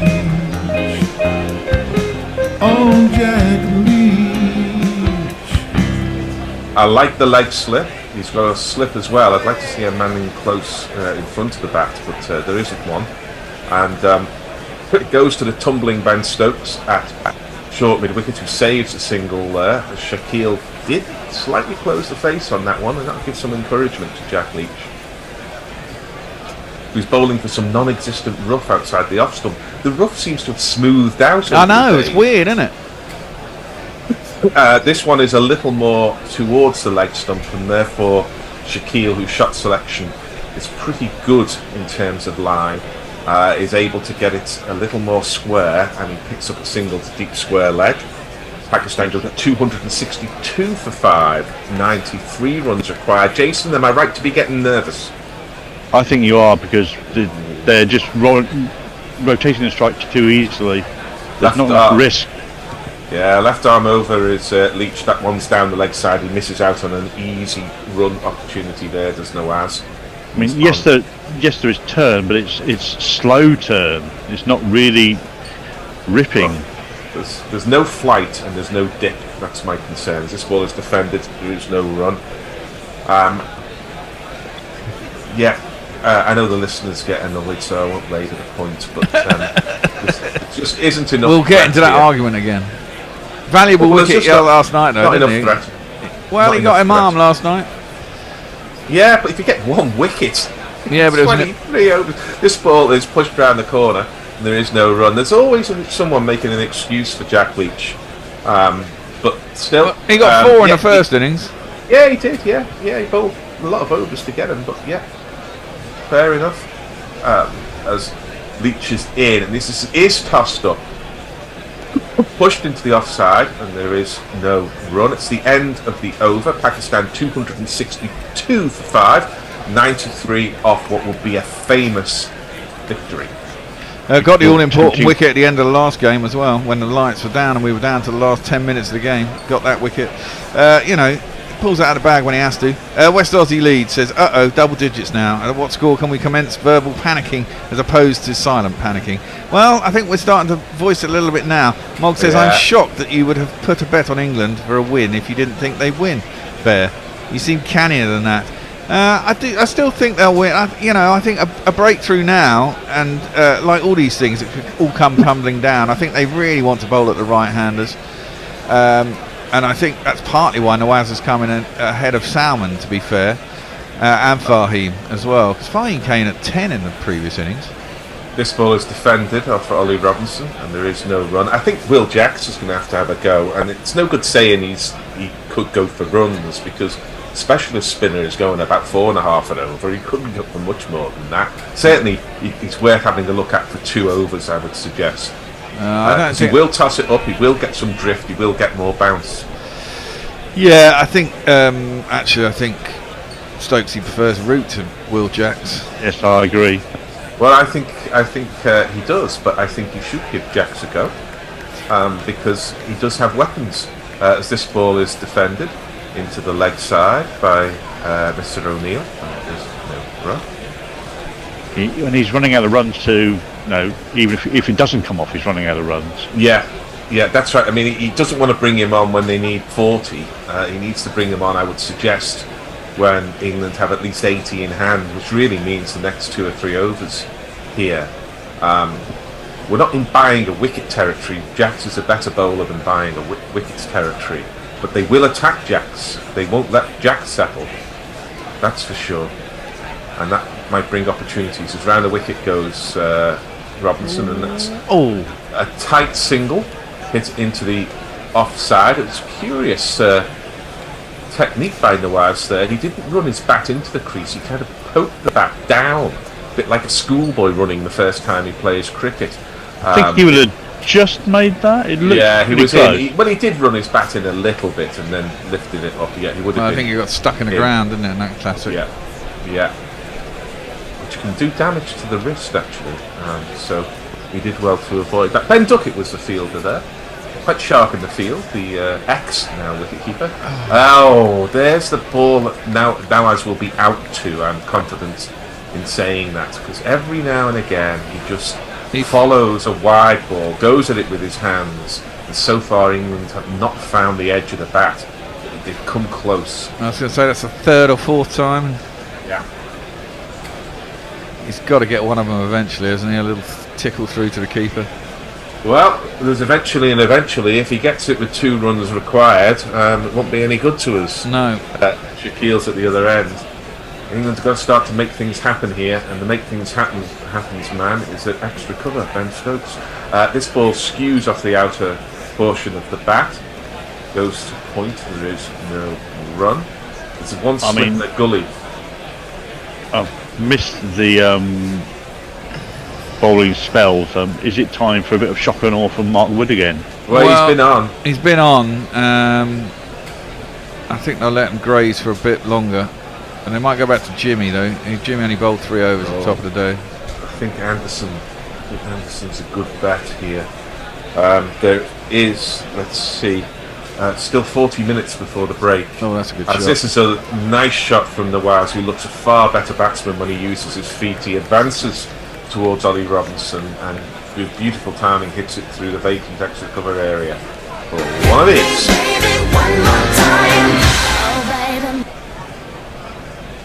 Good shot. Let me get back to some tweets. Right.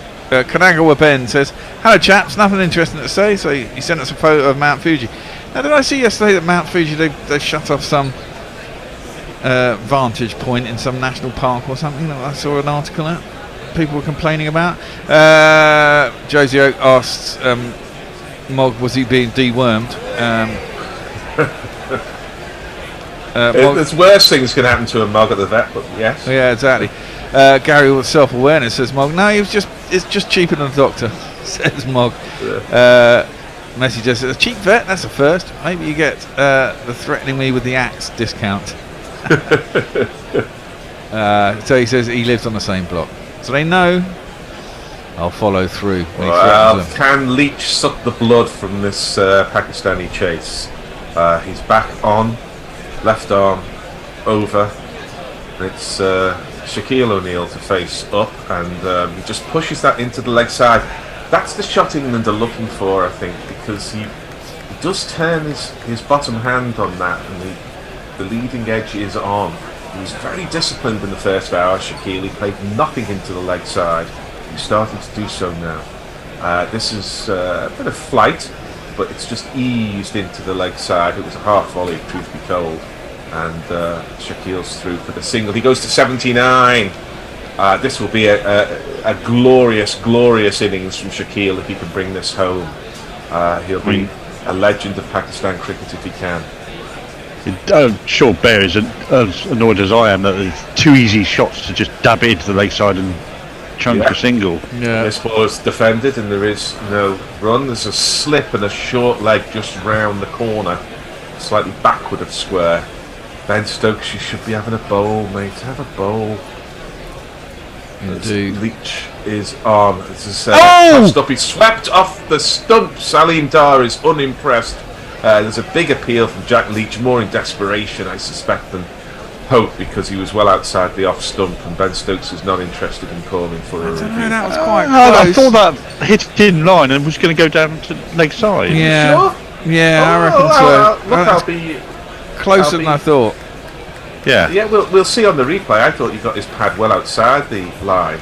We're seeing it again. Just outside the line. Yeah, just outside the line, I suspect. Pakistan do not sweep as well as England sweep, put it that way. As Leach is in, and he does sweep this time from a wider ball, and gets it round the corner to, I think that's Zach Crawley. It can't be Zach Crawley, you'd be close. Ollie Robinson will be down there. That deep square. We're seeing that LBW shout before. It did hit him outside the line, not by much, but turned too much probably as well. Yeah, it's a better shout than I suspected, but about the right shout. Your opinions were about right on it, so well done, gentlemen. Round the wickets comes Leach, and bowls a full toss, and Shaquille says, "I'll take a single with that." Thank you very much. Direct tight hit. single, but he got through for it. It's the end of the over. Pakistan have 275. They need 85 runs to win. This is exactly where they came out after tea in the test previous. Yeah. I like this move by Leach to move to round the wickets to left-handers, because it opens up the other edge for the ball that just goes straight on. Yeah. Keep trying new things. Keep asking questions of the batsman. Well, he's decided that there's no rough to turn the ball from outside the left-handers stump. My concern is that he's probably only turned one ball in this spell. You know, Will Jacks is going to turn more deliveries. There's no doubt about that. I mean, for God's sake, I could turn more deliveries. Well, this man's coming back. Jimmy, Jimmy, oh, Jimmy, Jimmy, oh, little Jimmy, let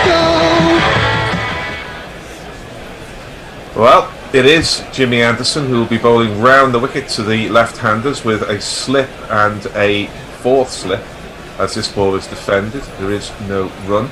We're concentrating quite a lot on England here, and we should be praising the Pakistan batsmen. They put together a stand of at least 60 odd now. And Messages has just pointed out that both players have got their test high scores here. Yeah, and they're scoring those under pressure in front of a home crowd who might have the effigies out if Pakistan go 2-0 down. But Shaquille got a ton in the first test. It can't be his highest test score. This ball is defended. There is no run. Yeah, I think he didn't. I think he's got 350s in his first two test matches. Yeah, he's got 350s and he's averaging about 70 at the moment. Probably higher now. Yeah, he looks a very impressive limpet-like number 3. I tell you what he looks like. He looks like a left-handed version of Azhar Ali. That's what he looks like. Who's the man he replaced at number 3? As this ball is pushed to mid-off, where a weary-looking Robinson, I think it is, does the fielding. There's just a little bit of shape for Anderson, not a huge amount. No. He's not reversing very much at all. I still think... Mind you, it's only 10 overs old, this ball. Yeah. I think England's best chance of a wicket here is from Will Jacks or Ben Stokes, neither of whom have had a bowl this morning. As this takes the outer edge, that went through the gap. Jimmy will be absolutely... what's the word they call it? He'll be simmering, or whatever the word is there. Furious. Because there's a gap between first slip and gully. In the Australian word is dirty. Anderson will be dirty with that, which doesn't sound quite right in English. It was along the ground, to be fair, or largely along the ground. But it went through the gap. It's 4 runs. Yeah. England desperately need that wicket, don't they? There's Anderson again, and this ball is just pushed into the leg side, and the they're getting these singles that they didn't get in the first hour, and I was complaining that Shaquille was scoring too slowly, and I said I might end up eating my words if he guides Pakistan to a famous win. Well, Shaquille has shown that he knows more about Test match batting than I do, because he's now got 85 from 201. He looks like he's pacing this innings well, but one wicket would change everything. Nawaz has 38. Pakistan have 275 for 5. They need 80 now, and the crowd is beginning to swell, and they're certainly getting more faith in their team as this ball keeps a little low, but it's defended to mid-on. It's the end of the over. 275 for 5. It's all happening. It's all happening. I wonder whether maybe the best way to get a wicket is a run out. Are we going to have one more over, or are we no, I think we should have a change. It's about time to get back. Yeah. It'll be change time. Al's going to come on and do some ball by ball. Tony is going to join, doing some social, and Jason is going to stay in the summary. So I'll just give you some tweets. If you're following through, try Imodium, says Mog. He knew a guy in a band called Imodium once. They were shit. Haha, Gary with the puns. Just Ideal asked me, 66% Pakistan. Thoughts at the Hofbear? Yeah, it'll be like that. Exchange firmed from 1.55 to 1.49 with an edged 4. Yeah, it will do. But if England do get that wicket, I imagine it will switch around massively again. It will. Thank you, Bet. It will be Jack Leach to bowl. Shaquille goes back in his crease and defends. 275 for 5.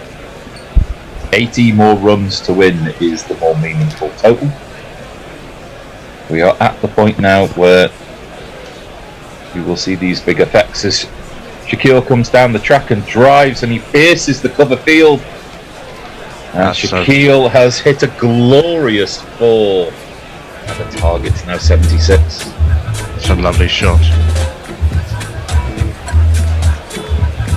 Beautiful use of the feet. Hits it in between cover and extra cover. And he's made sure that he's just stayed inside the line of that. So he goes back on his crease and turns that. But leg was a little bit interested there, Harry Brook. But I think that was mostly safe. Shaquille now on 90. Nawaz 38. Both of these scores are their highest test scores. Morning, Tony. Good morning. I've just seen the Bears message. Yeah, little update on the morning activities. As Leach comes around the wicket now to Nawaz. There was a hint there that maybe that was going to go thudding into the pad, but Nawaz gets his hand out just in time. Oh, I'll tell you what, that was a dropped catch by Harry Brook. Would have been a sharp catch, but we're at the point where you can't drop anything. Nawaz is swept, and it has spooned behind square. It would have fell to a hind leg. No such fielder there though. All lands safely. Nawaz moves to 40, and the total's now 73. In this push for wickets, England are leaking runs. And runs are the commodity that they don't have much to play with at this particular point in time. And now comes the field change, just too late. To bring the fielder into the sort of catching behind square leg, halfway to the boundary position. Well, if he's tempted Nawaz into sweeping once, maybe he can tempt him into doing it again. As he goes back in his crease. That fielder brought in immediately into action. Short fine leg. Prevents the single. Well, that's the end of Leach's over. And 73 more runs is your total required. Gentlemen, which one of you is taking I believe I am. Social media? Messages simply just saying, in this match chasing to 355 Pakistan with 210 for 5. That's in reply to Just Ideal, who was looking at what the odds needed to be. 66% Pakistan. What were the thoughts? Well, I think that's looking increasingly likely to me now, and they'll, in the process, be getting the record run chase in Pakistan, I think. They will. I think it's like 315 for 9. 315 for 9. Pakistan versus Bangladesh, from memory. Anderson to bowl the next over around the wicket. And Shaquille meets that with a very straight bat in defence. Back to the bowler. He's just slightly grumpy, Jimmy. He's not quite in full kicking mode, but he's not happy with his lot in life. I think England should have done and dusted this match. Well, by now. It's not for the want of trying, because that one is more towards the leg side. Push through mid wicket. There'll be a couple here. An easy 2. And Shaquille will move to 92. It was against Australia. Pakistan versus Australia in Karachi in 94, 315 for 9. 262 for 9 was the previous before that, so that was here at Multan. That was the Bangladesh game. 2003. Thank you, Tony. This partnership, 74. Another 74. Oh, that one is hit Shaquille on the hand. He's taken his bottom hand away. That one seems to have read up off a decent length, Jason. Yes, I'm not sure if that was just the first sign of the pitch doing something untoward that we've seen for quite a long time. That's got a little bit of lift. He might have jammed the hand against the bat, but he's continuing, so it's not that dangerous at the moment. That one played on the up, beat point, but there's a fielder in the deep, and there'll just be a single, and the run chase is down to 70. It's the death of 1,000 singles at the moment. They're just working the ball all around the park with very little risk. Certainly for Shaquille, he's looking imperious at the moment in defence. Nawaz on 40 facing. Almost seems to take a half step down the track towards Anderson there. But in the end, just plays defensively to mid-off. Yeah. One ball left of Anderson's over. Anderson saw him come in and dragged his length back, and all he could do was basically block it and then sort of run back from where he had run from.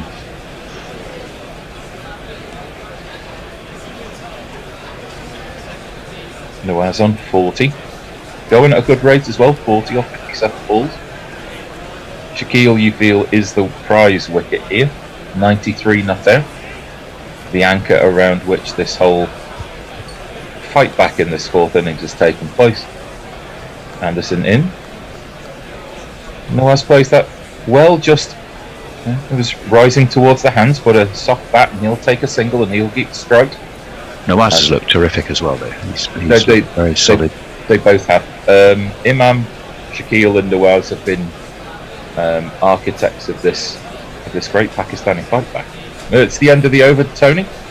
Yes. Have we got more panicked people? Oh, well, I wouldn't say panicked. Mess has reminded us. It's interesting to note in the third test against Australia in March, Pakistan were chasing 350 to win, collapsed from 213 for 5 to 235 all out. Well, yes, they collapsed in the first test, of course, but they don't seem to be looking at that now, and they've gone well beyond that 213 for 5. Steve Kellett is just saying very, very doomed. Well, the trouble about collapses is that until they happen, you never see them coming. What's the story of your scratchy voice at all, Tony?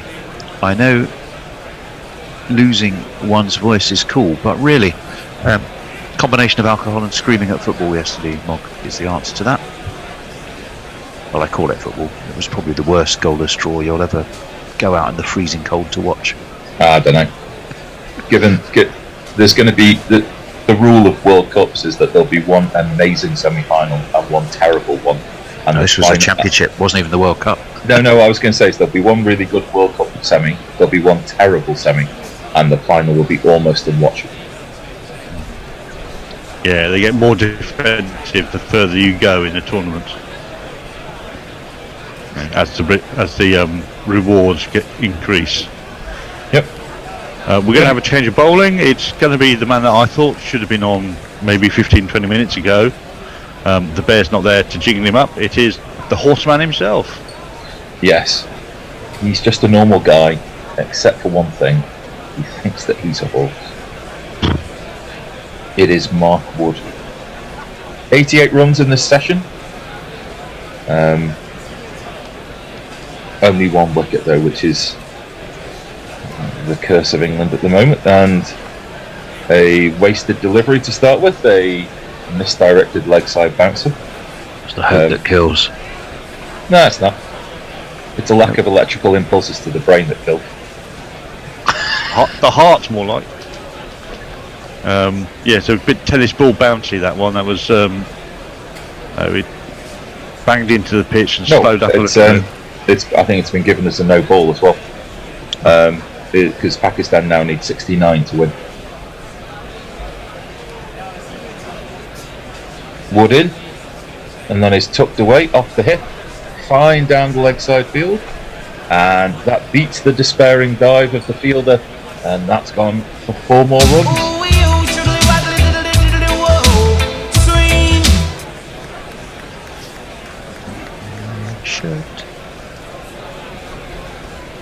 It's all just a bit. Well, can't fault Wood for his effort, but you can kind of fault it for its direction. Balls on the hip is not going to be what cuts it. If you want a short spell, then this is the way to bowl. Yeah, I think he's striving for that full Yorker length. Well, he's bowled it. He's bowled a half track of the first 2 balls, and that's another terrible leg side delivery. This really is, considering that they worked so hard for 80 overs to get the second new ball. If you were Ben Stokes, you would be going double teapot at this point, wouldn't you? If you want to strive for positives of any kind, does Naf tee Karachi up as being a cracker for the 3rd test? Yes, I did think that about 15 minutes ago, I thought. And also the history of English cricket in Pakistan. We've won very, very rarely. In fact, there's only been 3 wins in the entirety of Pakistan's existence. So it's not a particular surprise that we are struggling to enforce a result in this test there.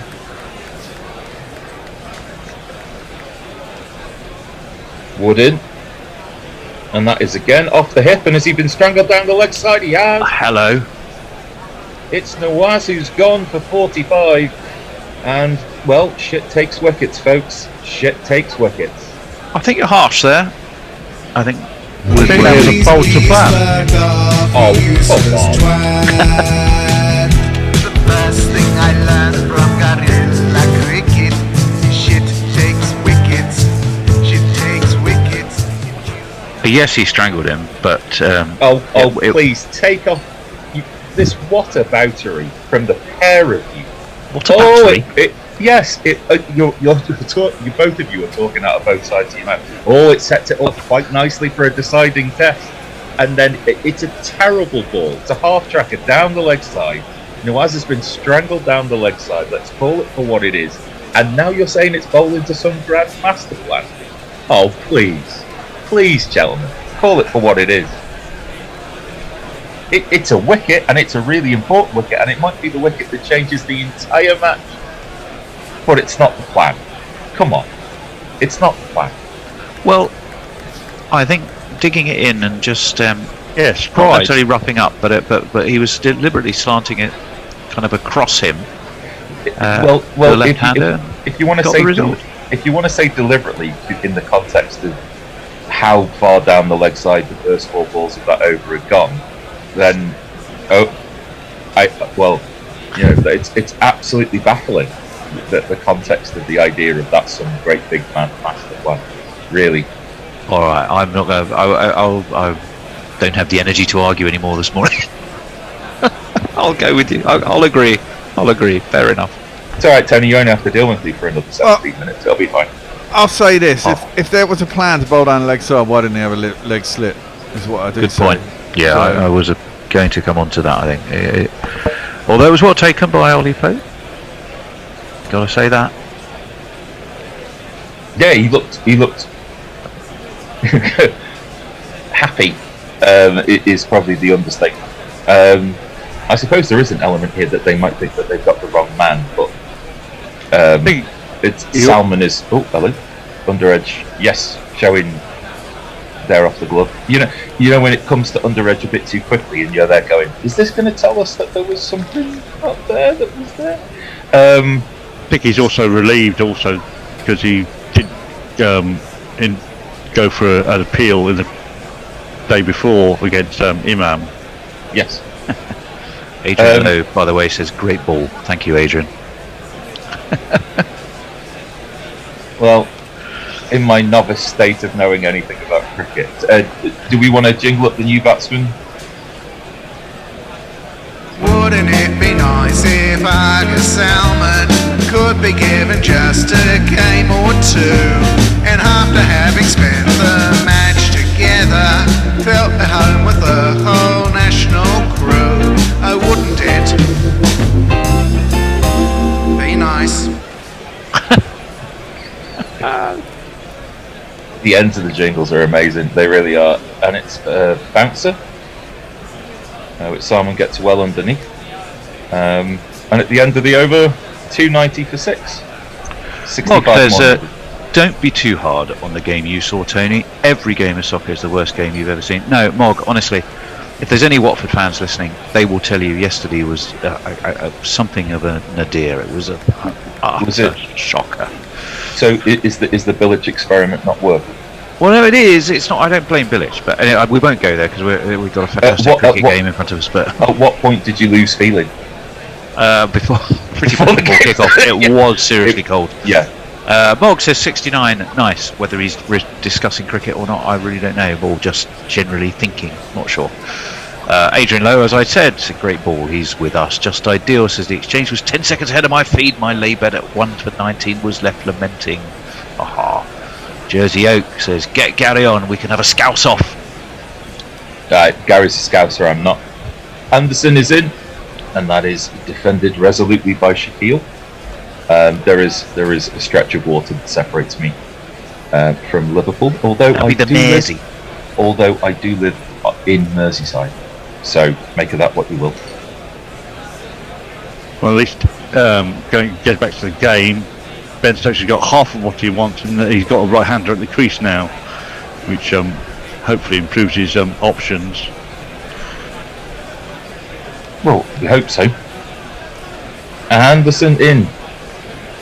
And that is just dabbed down towards, just backward point. And Shaquille will take a single and bring the new batsman onto strike. Anderson's going to have to recalibrate slightly. Right-handers, we haven't batted to one of those bowled to one of those for a while. Well, yes, it's interesting too. I mean, might you then give Leach a whirl? Because I think they've been rather keeping him under wraps for left-handers. But now you've got a right-handers in. Could change that picture.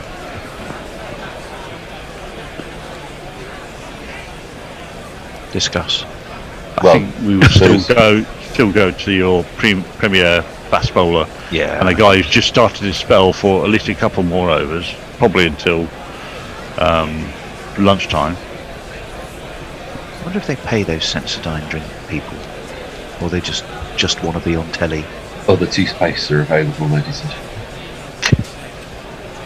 They certainly look so happy doing it, don't they? Well, they don't. The Tapple tea drinkers do, but the Sensodyners don't. Other teas are available, ladies and gentlemen.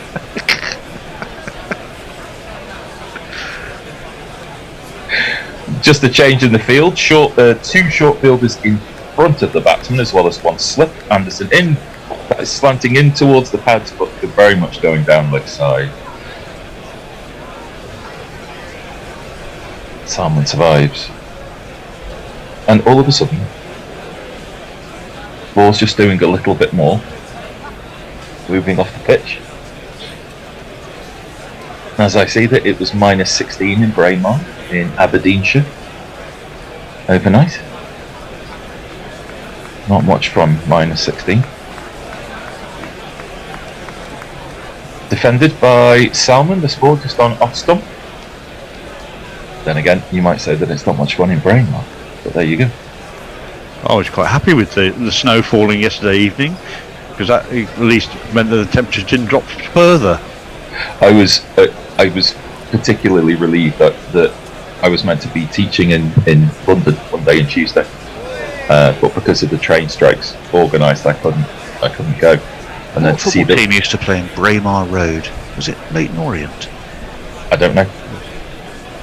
That's beaten the outside edge. It was. Salmon with a push slightly away from his body,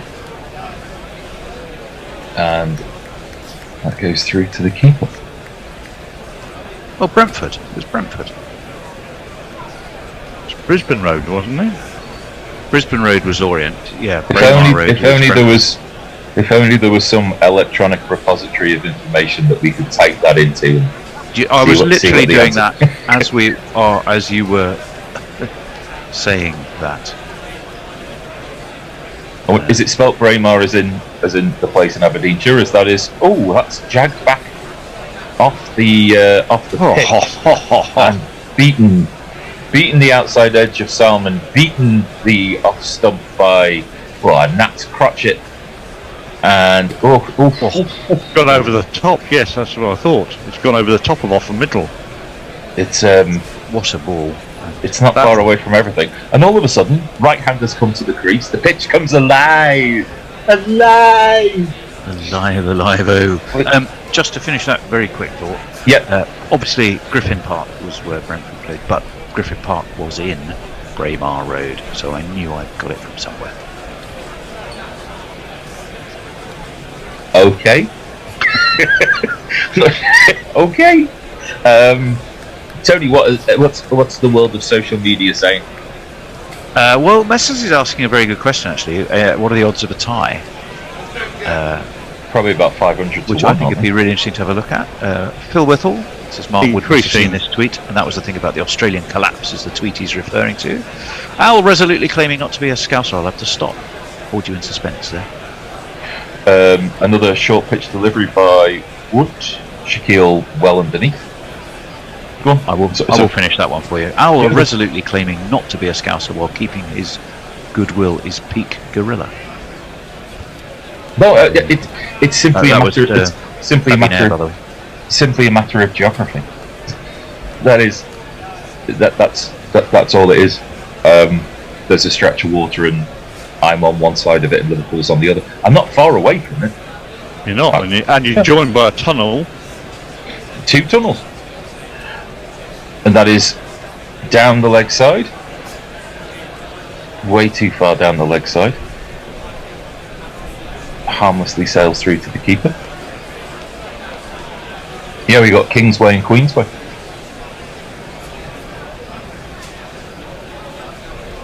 So, trying to think what else I can tell you in terms of geography. Really, there's a ferry that you can catch. Across the Mersey. Across the Mersey. Yeah.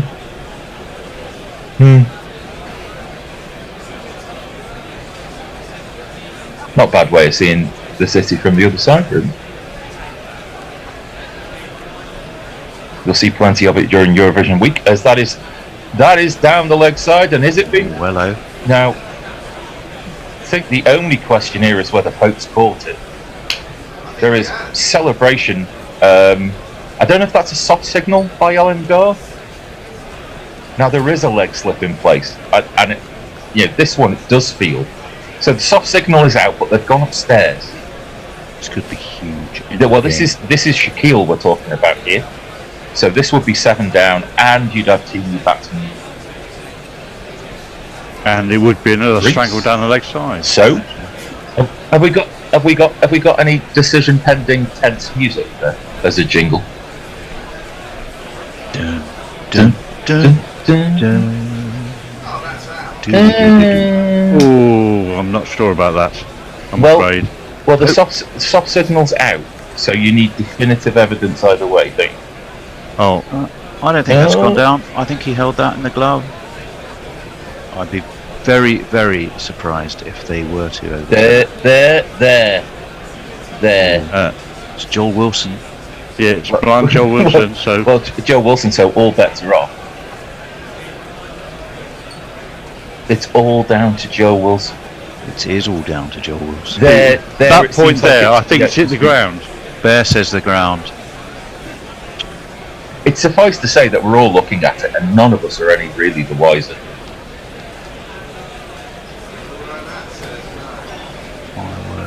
I'm not sure. I don't fault Ollie Pope for claiming that because it's very hard to tell. I don't fault Ollie Pope whether he's caught it or not, to be honest.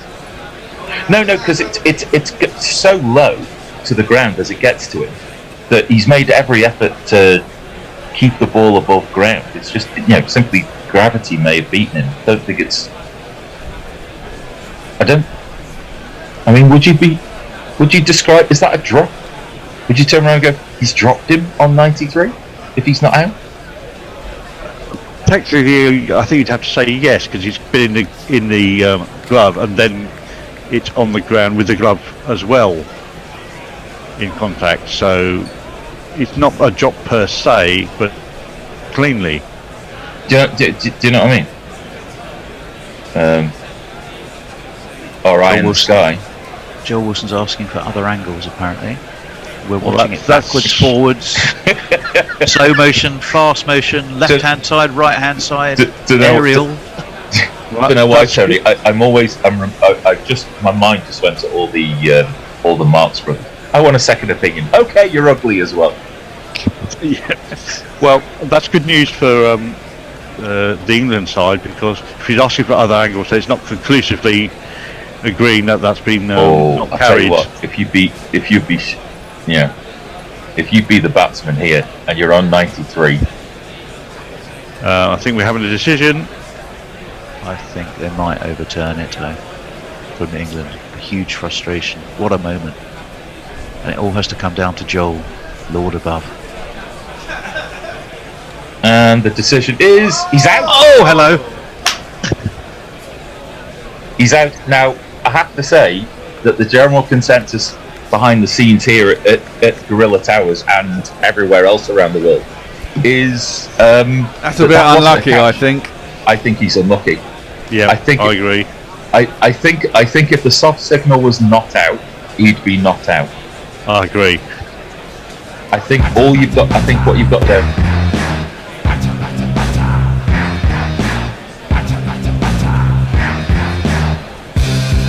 Hello. It was the jingle that I was waiting for a jingle to finish. Shaquille is out for 94 off 213 balls, and we joke about the barest of margins, but I mean that is down to a decision made on the field and an inconclusive review. Yeah. He has every right to take as long as he bloody well wants to get off that field. I would trudge off if that had happened. Jason, your thoughts? I agree with you. I think technology has not failed him, but there's no definitive angle to prove his assertion that ball was not hitting the ground before it was cleanly taken. Well, yes, I'm kind of with you, Jason, because when I looked at it several times in the replay, I wasn't sure at all that he grounded it. I thought he'd somehow just kept it in the tip of his gloves. Now his gloves were pointed downwards, and he was heading towards the ground at a rapid rate of knots. But I felt reasonably confident it was a catch, and then I started to doubt myself. Coming in at number 9 is this man. He's been promoted. Yeah, interesting. Is this the theory that he just can't go wrong? Reach out and grab ya.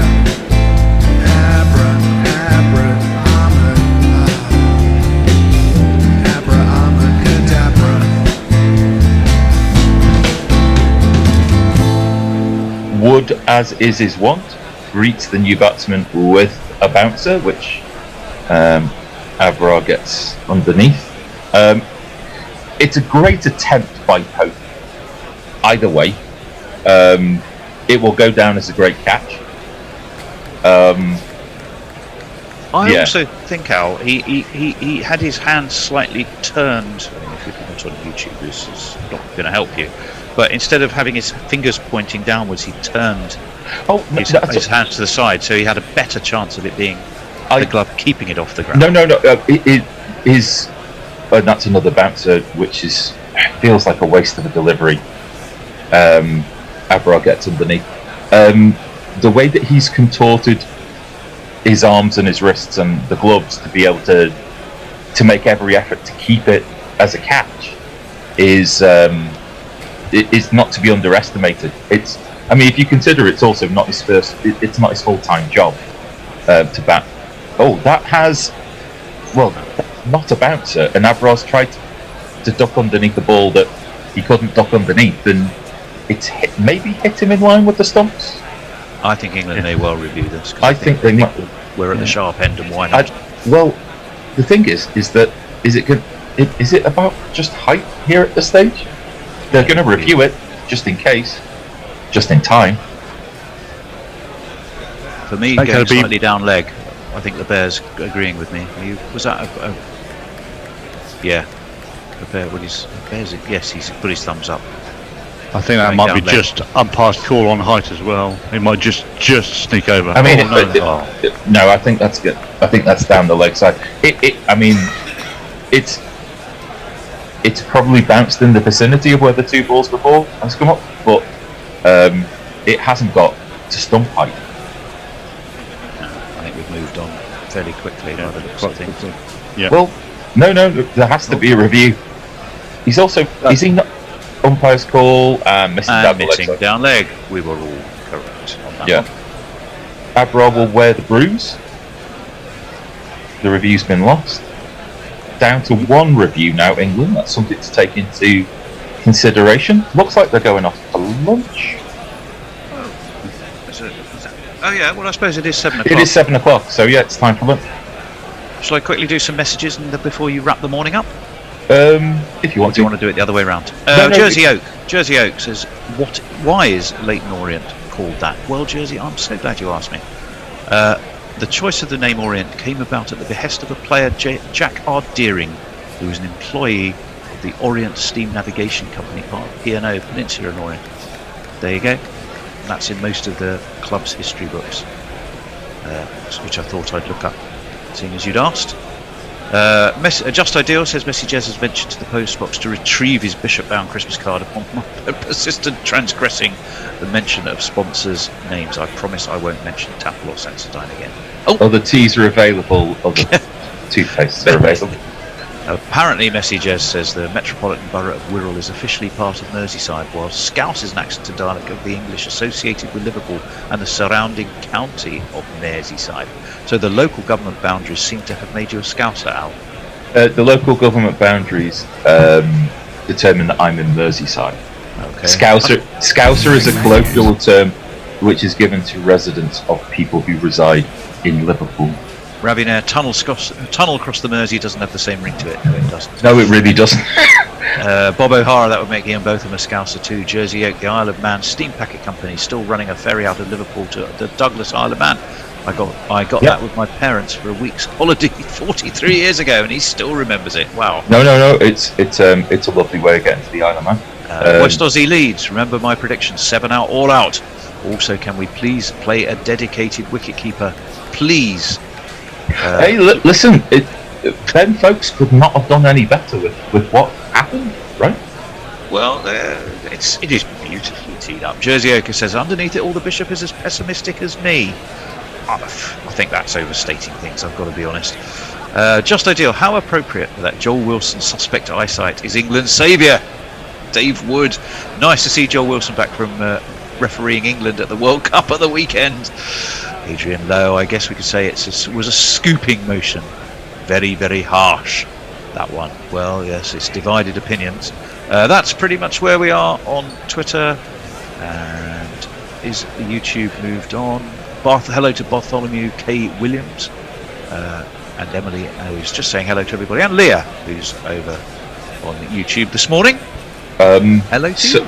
So, at lunch, Pakistan are 291 for 7. The big moment just before lunch was the removal of Shaquille, who scored 94 runs. Wood has 3 wickets.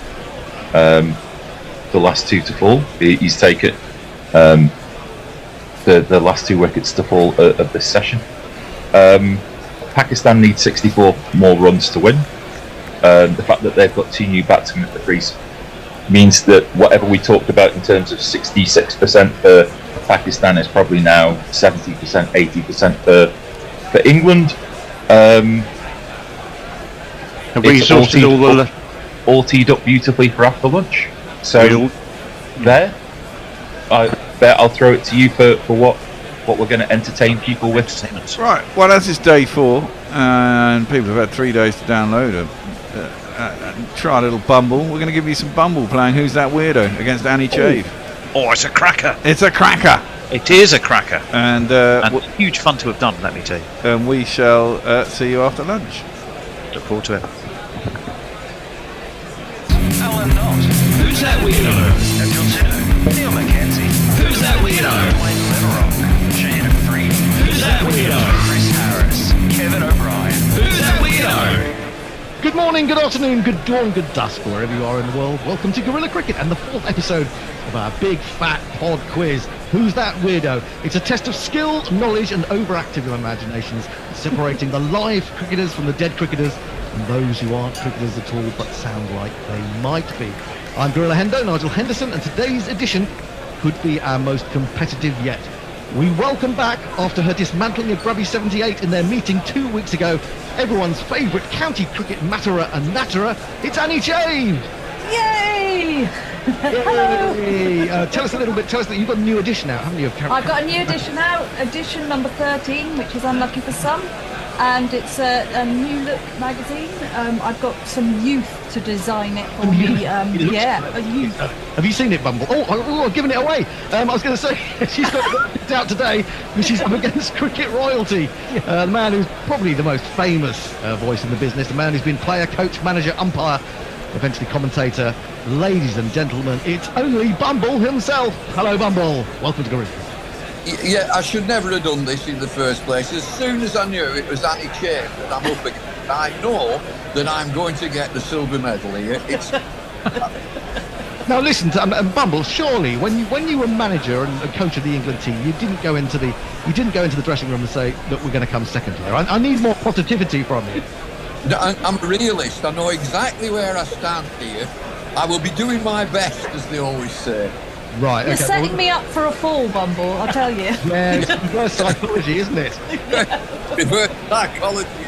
How can I compete? When I'll play the game. She is remarkable. She is in so many ways.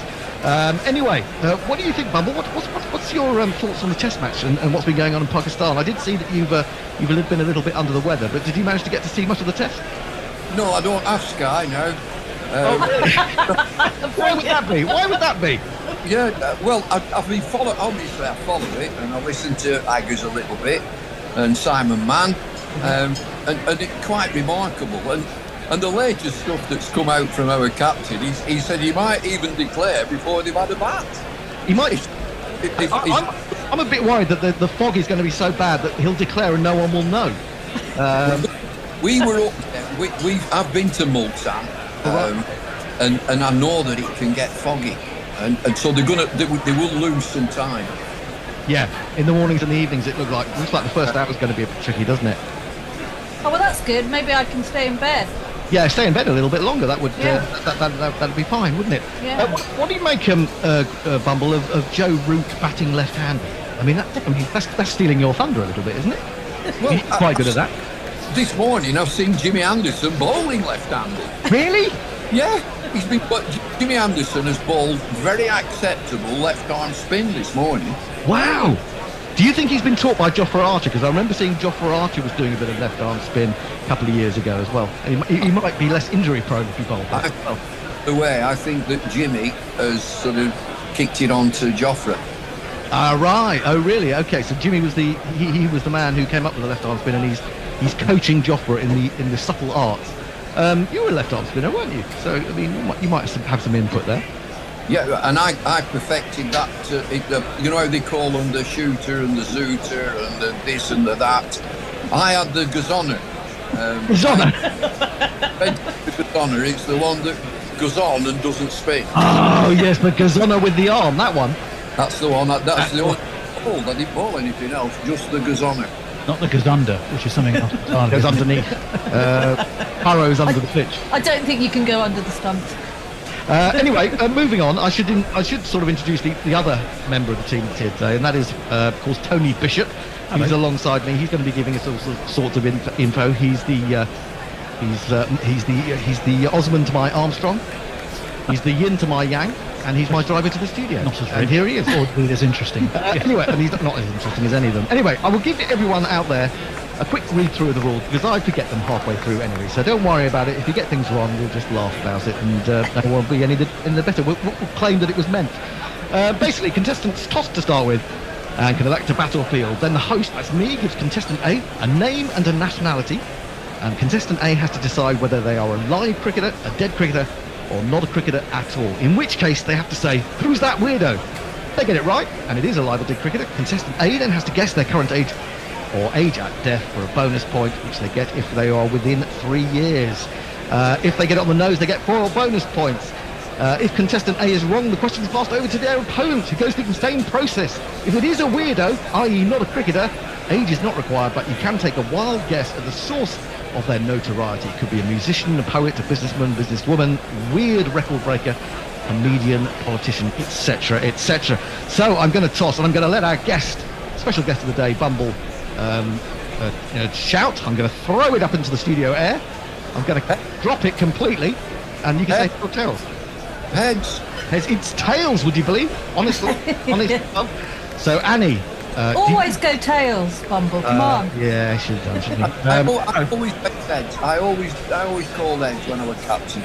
Well, there you go. It's tails. So Annie, you can just choose whether to bat or bowl.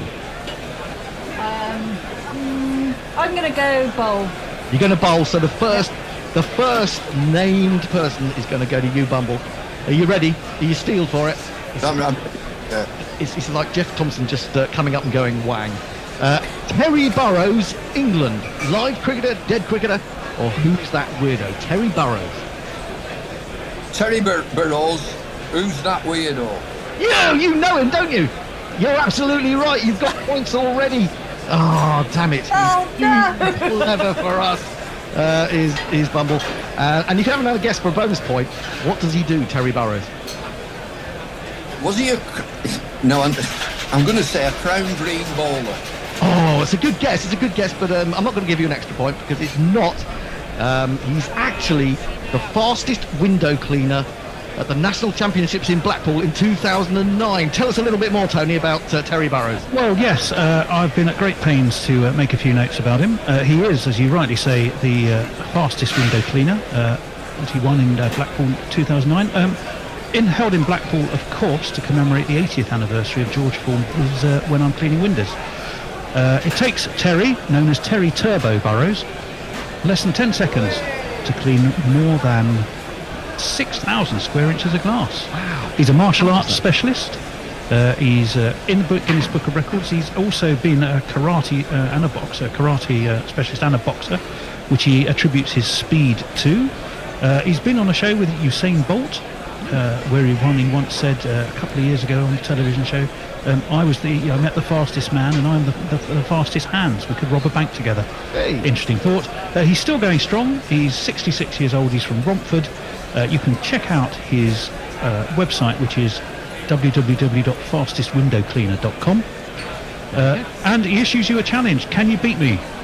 Come and have a go if you're squeegee enough. Does he do it well, though? I mean, I could clean a window that quickly. Could you?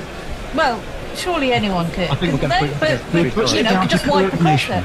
Coordination, due to his martial arts skills, is what he attributes his speed to. Well, there you go. Bumble is in the lead. He's 2-0 up We move to Annie for the second name. Now, this is an interesting one. Oh, sorry, go on, Bumble.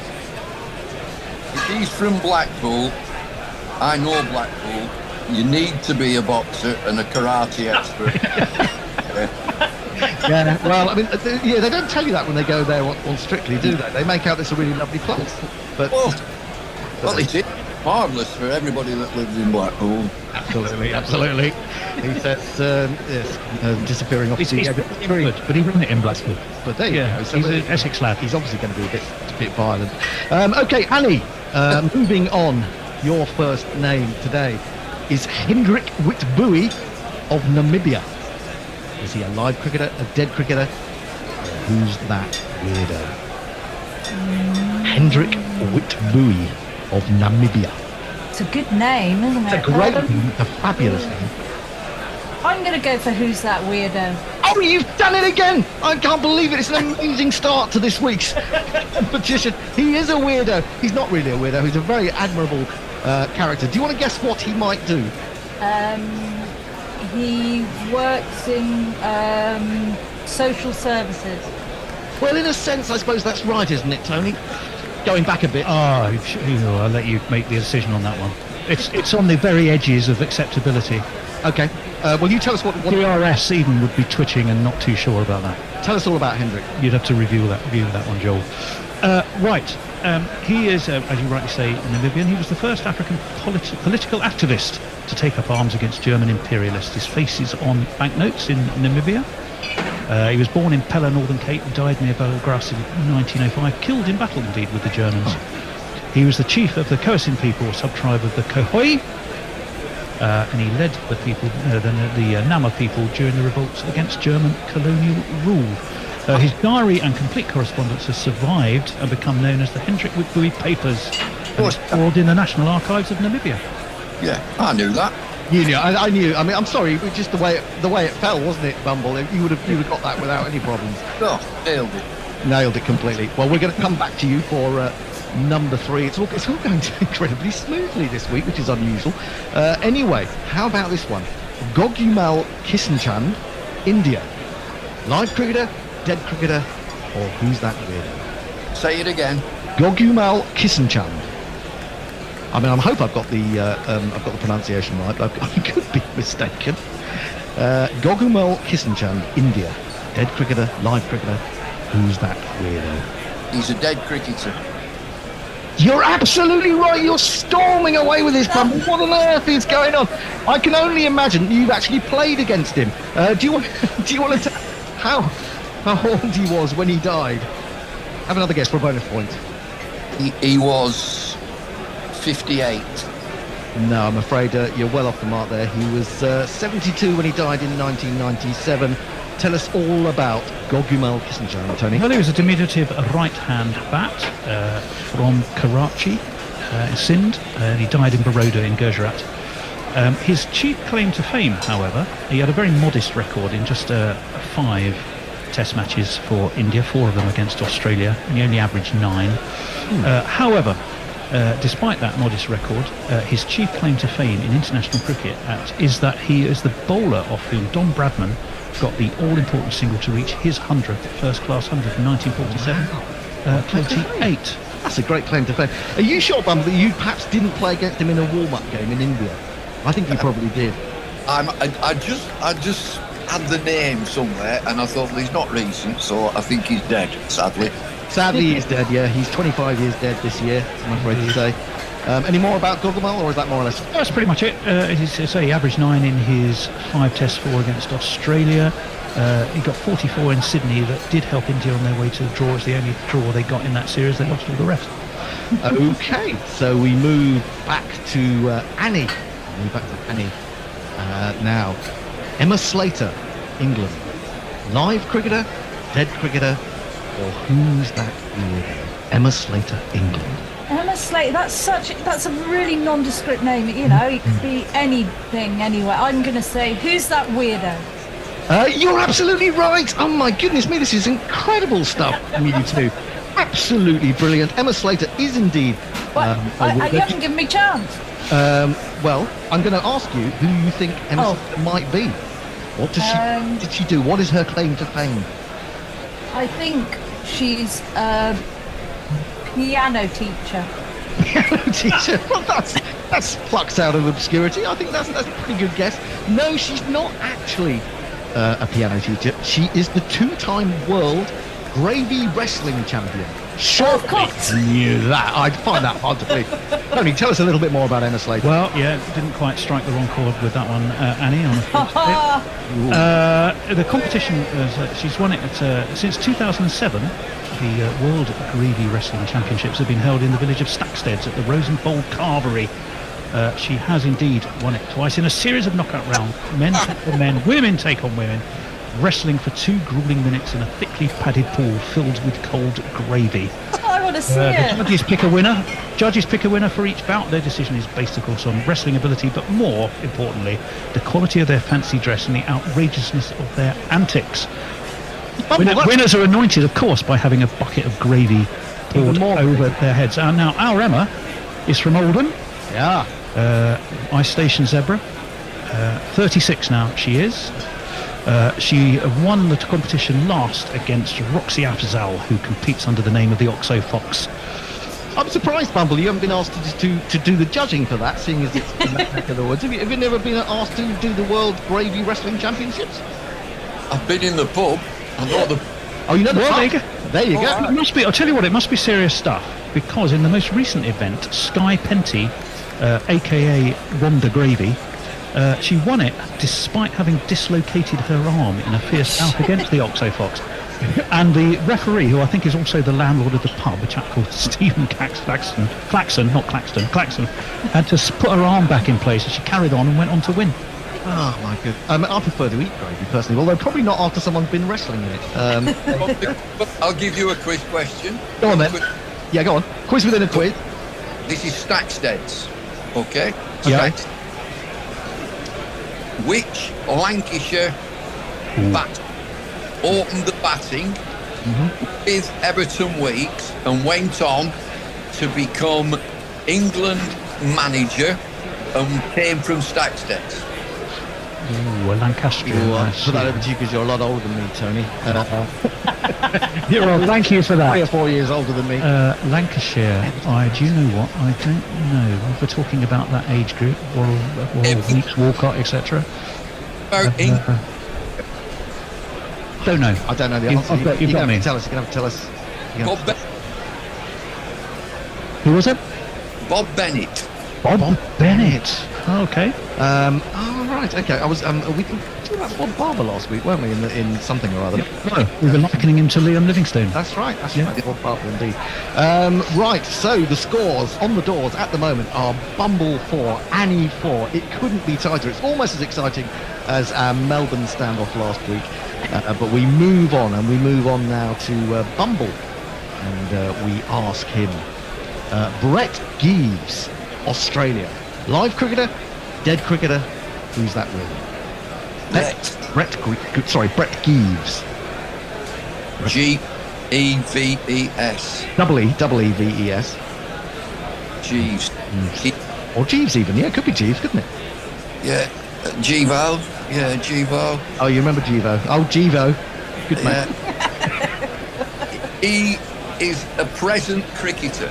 You're absolutely unbelievable, Bumble. What is that? Are you sure you haven't got someone prodding you from behind a couple of times? I know, man, you might like that.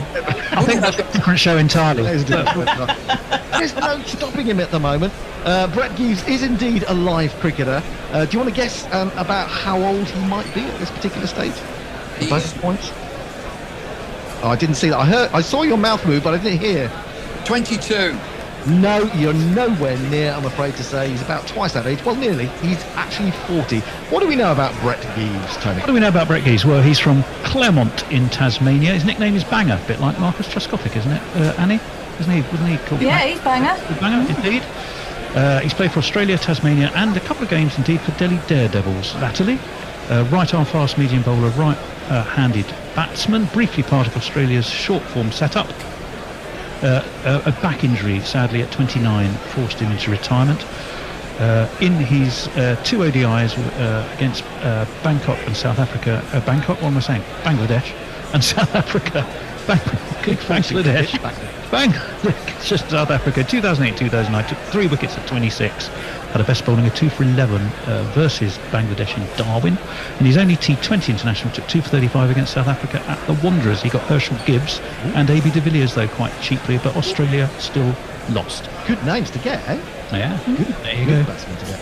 Okay, so Bumble moves into a 6-4 lead with just one more name before we take a break. And we're at the break. What we have, Bumble, you may not know about this, is we have social justice warrior stroke right-arm seam bowler Chris Woke, who writes a regular column for us. He's going to be talking about things that have been upsetting him this week. So we'll have a little break.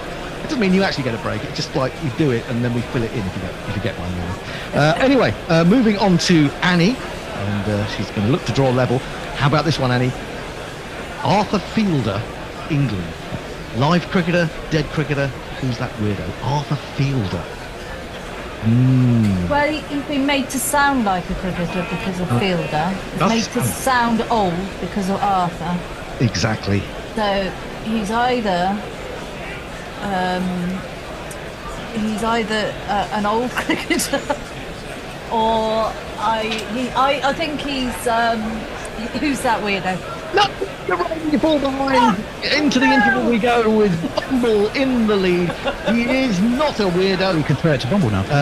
Yes, I've got to pass it across. No, don't give it to him. Dead cricketer or live cricketer? That's all that's left for a bonus point. Dear Arthur is a dead cricketer. Yeah, you're right. You're absolutely right.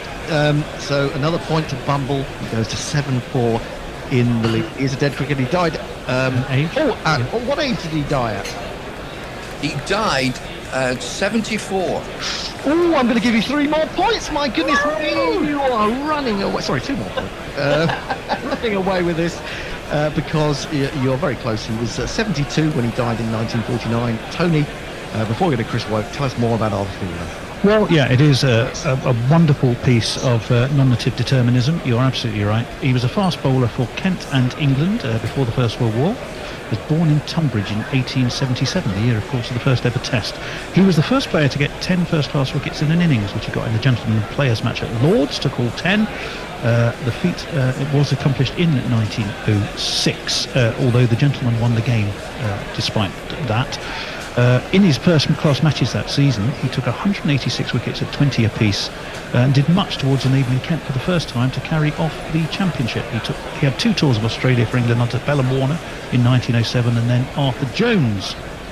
And he did pretty well on that second tour. 6 for 82 and 3 for 88 at the SCG, 2 for 77 and 1 for 74 at the MCG, 4 for 80 at Adelaide, 4 for 54 and 4 for 91 at the MCG again. In all, he got Vic's Trumper and Monty Noble 3 times each in that series, although Australia still won it. Monty Noble, 3-1. Trumper, legendary names. And Bumble knew him, obviously. Bumble, he's you can't put Arthur Fielder past Bumble. I was glad that you got that one, Annie, because I think he would have sopped that up. As it is, we go into the break as Chris Woke comes out of the pub in Solihull to say a few words, and with the score at 8-4, Bumble is leading. We shall now hear from Chris Woke. Just a little theme tune before we go. Greg Matthews, Alan Knott. Who's that weirdo? Daniel Taylor, Neil McKenzie. Who's that weirdo? Dwayne Leverock, Shane Free. Who's that weirdo? Chris Harris, Kevin O'Brien. Who's that weirdo? Sorry I'm late. Yeah, a bloody train strike. Those red union layabout benefit fraud bastards. Right, when does this stuff get switched up? What? You're rolling? Don't you dare broadcast any of that shit. I've a reputation to uphold. Bowling seam up, knocking prejudice down. The phone went the other day. It was the editor of the Smaximum. You filed your copy yet, Wokey? Typical oppressive capitalist. Not even a polite hello to soften the blow of the latest unreasonable request. Unfortunately, Smack's Ed is just the tip of the iceberg. It's a well-known fact that social justice cricket correspondents are scandalously overworked these days. Look at me. In the last fortnight, I've been expected to deliver not only an entire piece on the Interplanetary Solar System Cup, but also an audio recording outlining my forced inclusion programme. It might not seem this way, people, but every single word is an excruciating drain on the resource bank of my genius. What's more, all these different formats make it doubly exhausting. My woke load is simply unmanageable. One of the specky grey beardy dinosaurs at Gorilla was depressingly unsympathetic. In my day, cricket writers would regularly knock out 1,000-word articles every day at week and still have the strength for a couple of features at weekends. You didn't see those lads rushing off to matron with a sore wrist. Lads, matron. This is the everyday sexism we've come to expect from this mob, sadly. Well, this wage slave has had enough. It's time to make a stand. From now on, I shall be operating a one-day woke. This means that within any given 14-day period, I shall insist on 13 days of rest, all expenses paid trip to the spa at Leamington, and 3 meals per day at Birmingham's organic food village, Leaky Blinders. That will leave me fully fit and firing for one day a fortnight to craft world-class content for you, the deserving cricketing public. Busting, eh? This sort of action is the only way to get employers to sit up and take notice. If they do not heed our message, they risk burning people out. And that will only add to the climate change emergency we're all facing. Remember, as England's men found out under Mike Atherton, one out, all out. Until next woke, comrades, ta-ra me ducks! Craig Matthews, Alan Knott. Who's that weirdo? Daniel Tinner, Neil McKenzie. Who's that weirdo? Wayne Leverock, Shane Freed. Who's that weirdo? Chris Harris, Kevin O'Brien. Who's that weirdo? Thanks very much, Chris Woke. He's always got his finger on the pulse, and I think you should all follow him. He's also available to be read in our weekly news and views letter, The Smacksman, which is available to Patreons, patreon.com/Gorilla Cricket, if you'd like to support the work that Gorilla Cricket does. We are back, and Bumble is 8-4 in the lead. It's going better than you can imagine, isn't it, Bumble? Delirious, are you? You've moved rooms, by the way. You look like you've moved rooms, have you? Yeah, no, I've just moved hands. This time we're going to sleep, so I'm hoping it's very primitive. It's an iPhone which I'm holding in the left hand. Oh, is it? Oh, it's a very good picture on an iPhone, I have to say. It's absolutely brilliant. Although I probably shouldn't. No, other sort of phones are available, I should say that, shouldn't I? Really? Right, moving on. It's Bumble's turn, and the first after the interval is the great name of Ronald Saggers, Australia. Dead cricketer, live cricketer, or who's that weirdo? Ronald Saggers. Who's the weirdo? No! You're wrong! Chance for Annie to come back into the game. Dead cricketer or live cricketer? Annie? Live cricketer. No! No bonus point for you, I'm afraid to say. You're all totally wrong. He's a dead cricketer. Everyone knows Ronald Saggers is dead. What's the matter with you two? I can't even pass it over for anyone to have a guess how old. Yeah, he can only just have died, surely. Well, it depends it depends whether you think 1987 is fairly recent. I'd like to think that, but unfortunately it isn't. Ronald Saggers is a dead Australian cricketer. He died aged 69 in 1987, and Tony's got more information about him. I may be, what's his name? Richard Osman, but I don't think Alexander Armstrong ever punches the air with quite such glee and delight at guests getting things wrong. But there we go. He is indeed, sadly, alas, a dead cricketer. He died at the age of 69 in 1987. Did Ronald Saggers. He was born in Sydenham. What, Sydenham? Sydenham, New South Wales. Sydenham, New South Wales. Of course. Though he died in Sydney, he is no relation to Martin Saggers. Played for Australia, New South Wales as a wicketkeeper and batsman. Quite tall for a wicketkeeper he was. Very useful right-handed bat. He scored 1,888 runs with an average of 23.89. His one century being his 104 not out against Essex in 1948, when the Australians put on 721 in one day. So was that 1948? Yes, in 19. That was the Invincibles, wasn't it? Yes, it was. That was the Invincibles. 6 tests in all. He averaged 10 and a high score of 14, which he got versus South Africa and Johannesburg. And Australia, which was in 1949, and Australia won that by an innings. He was understudy a lot to Don Talon. Somewhat restricted his opportunities, as Bumble will no doubt. You know a bit about Don Talon? Yeah, I picked Don Talon on the centenary test, so that'll be what, 1976. Don Talon, he had a brother as well. There were two of them. Right. Two Talon. Hey, you're having me on there. You're talking about Birds of Prey now, aren't you? No, he was a real character as well. Proper Australian larrikin character, Don Talon. And he had his brother. We'll have to look it up. We'll have to look it up. We'll do that at the end of the show. Moving on then, unfortunately for Annie, she failed to take advantage of Bumble's failure in that particular instance. We move on and we say to Annie, Rafiqul Alam, Bangladesh, live cricketer, dead cricketer, or who's that weirdo? Rafiqul Alam.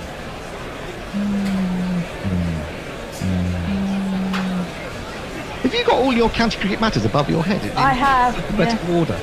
Yeah. No, they're in issue order. They all start with C, don't they? They all start with C. There's a lot of C's. Yes, there are indeed. Rafiqul Alam. Right, well, we haven't had one of these for a while, so I'm going to go, who's that weirdo? Absolutely wrong. I just haven't got it this time. Well, to be honest, Grubby was just terrible. It wasn't that you were that great. Rafiqul Alam, live cricketer or dead cricketer, Bumble? He's very much alive. He is. You're absolutely right. And how old do you think he is? He is 27. No, he's nowhere near 27. He is alive, but he's actually 65. Rafiqul Alam of Bangladesh. The way you said with such confidence, I thought you actually knew him and you played against him for a moment. Oh, that's Alam. Oh, that's Alam. It's so easy to get your Alams mixed up, isn't it? It really is. Tell us more about the live cricketer, Rafiqul Alam, Tony. Rafiqul Alam, yes. He's 65, as you rightly say. He was born in 1957 in Dhaka. He's a right-hand bat. He's also been a match referee and a national selector for Bangladesh, renowned for his aggressive batting and all-round qualities. He first played for them in 1980. He represented them in 2 ODIs versus Pakistan and Sri Lanka in 1986. In the first versus Pakistan, he made 14 or 43 balls. Was caught Ramiz Raja, bowled Wazin Akram. There's another actor. There you go. In the second versus Sri Lanka in Kandy, he only made 10 off 20 balls. Bangladesh lost both games. But a man of Lancashire, of course, got him out. There you go. Rafiqul Alam, a Bangladeshi live cricketer, aged 65. Moving back to Bumble, we only have 4 names to go. It's really hotting up. Bumble has 8. Annie has 4. He had 8 before. I know, but he didn't get the last one right. Oh, no, that's true. Yeah, that's why I didn't give him any extra points. Oh, okay. I was going to, but you know. Now this is an interesting one. Anakali Akasha of Sri Lanka. Anakali Akasha, Sri Lanka. Who's that weirdo? Oh, you're just instinctive. You're just purely instinctive. It's that speed with which you played Lillian Thompson. You're absolutely right. She is a weirdo. She's a she as well. And what do you think? What do you think she does? What do you think she does? Or did? Ideas? Sri Lanka. Anakali Akasha. Anakali Akasha. I think she's a musician. Ooh, you're quite close, but not close enough for a bonus point, because that would just be cruel. Half a point, how generous are you feeling? Half a point, well, I want to keep... No, he's winning too much. He's winning by too many. Yeah. I think I'm going to go do away with the extra point there. Anakali Akasha is an actress and former Miss Sri Lanka, is that right? That is absolutely right. She's born in 1987. She is that. Film actress, model, singer. Did you say singer, Dave? He did say singer. Oh, right. I'm going to give him in that case, have you a full point. You have a point. Yeah. TV host and politician. She was crowned Miss Sri Lanka in 2000. Give her a point. Him a point. She does so many things. She could have named anything. Well, it doesn't say sort of plumber, electrician, general handy person here. But, no, she might even be a cricketer on the sly. She could have been, yeah. But she was crowned Miss Sri Lanka in 2004. Represented Sri Lanka at Miss World in 2004 beauty pageant. She's also worked as a brand ambassador and fundraiser. She's got her own YouTube channel if you want to go and check her out. Okay. It's Anakali Live You can find her on YouTube. She's not a window cleaner. She's not a window cleaner. Window cleaner. Although you might want to clean your windows to have a look out and see what she's up to. She probably wrestles with gravy though. She probably does. Oh my goodness! Give them a chance. If everyone does that sort of thing. It's like bog snorkeling, isn't it? Right, moving on. We have 3 names remaining. The first one for Annie. You're gonna have to get some I'm both. gonna have to get it. You're really gonna have to go here, Annie. Gajanand Singh, United States. Live cricketer, dead cricketer. Ooh. Gajanand Singh. Oh well. Stop it.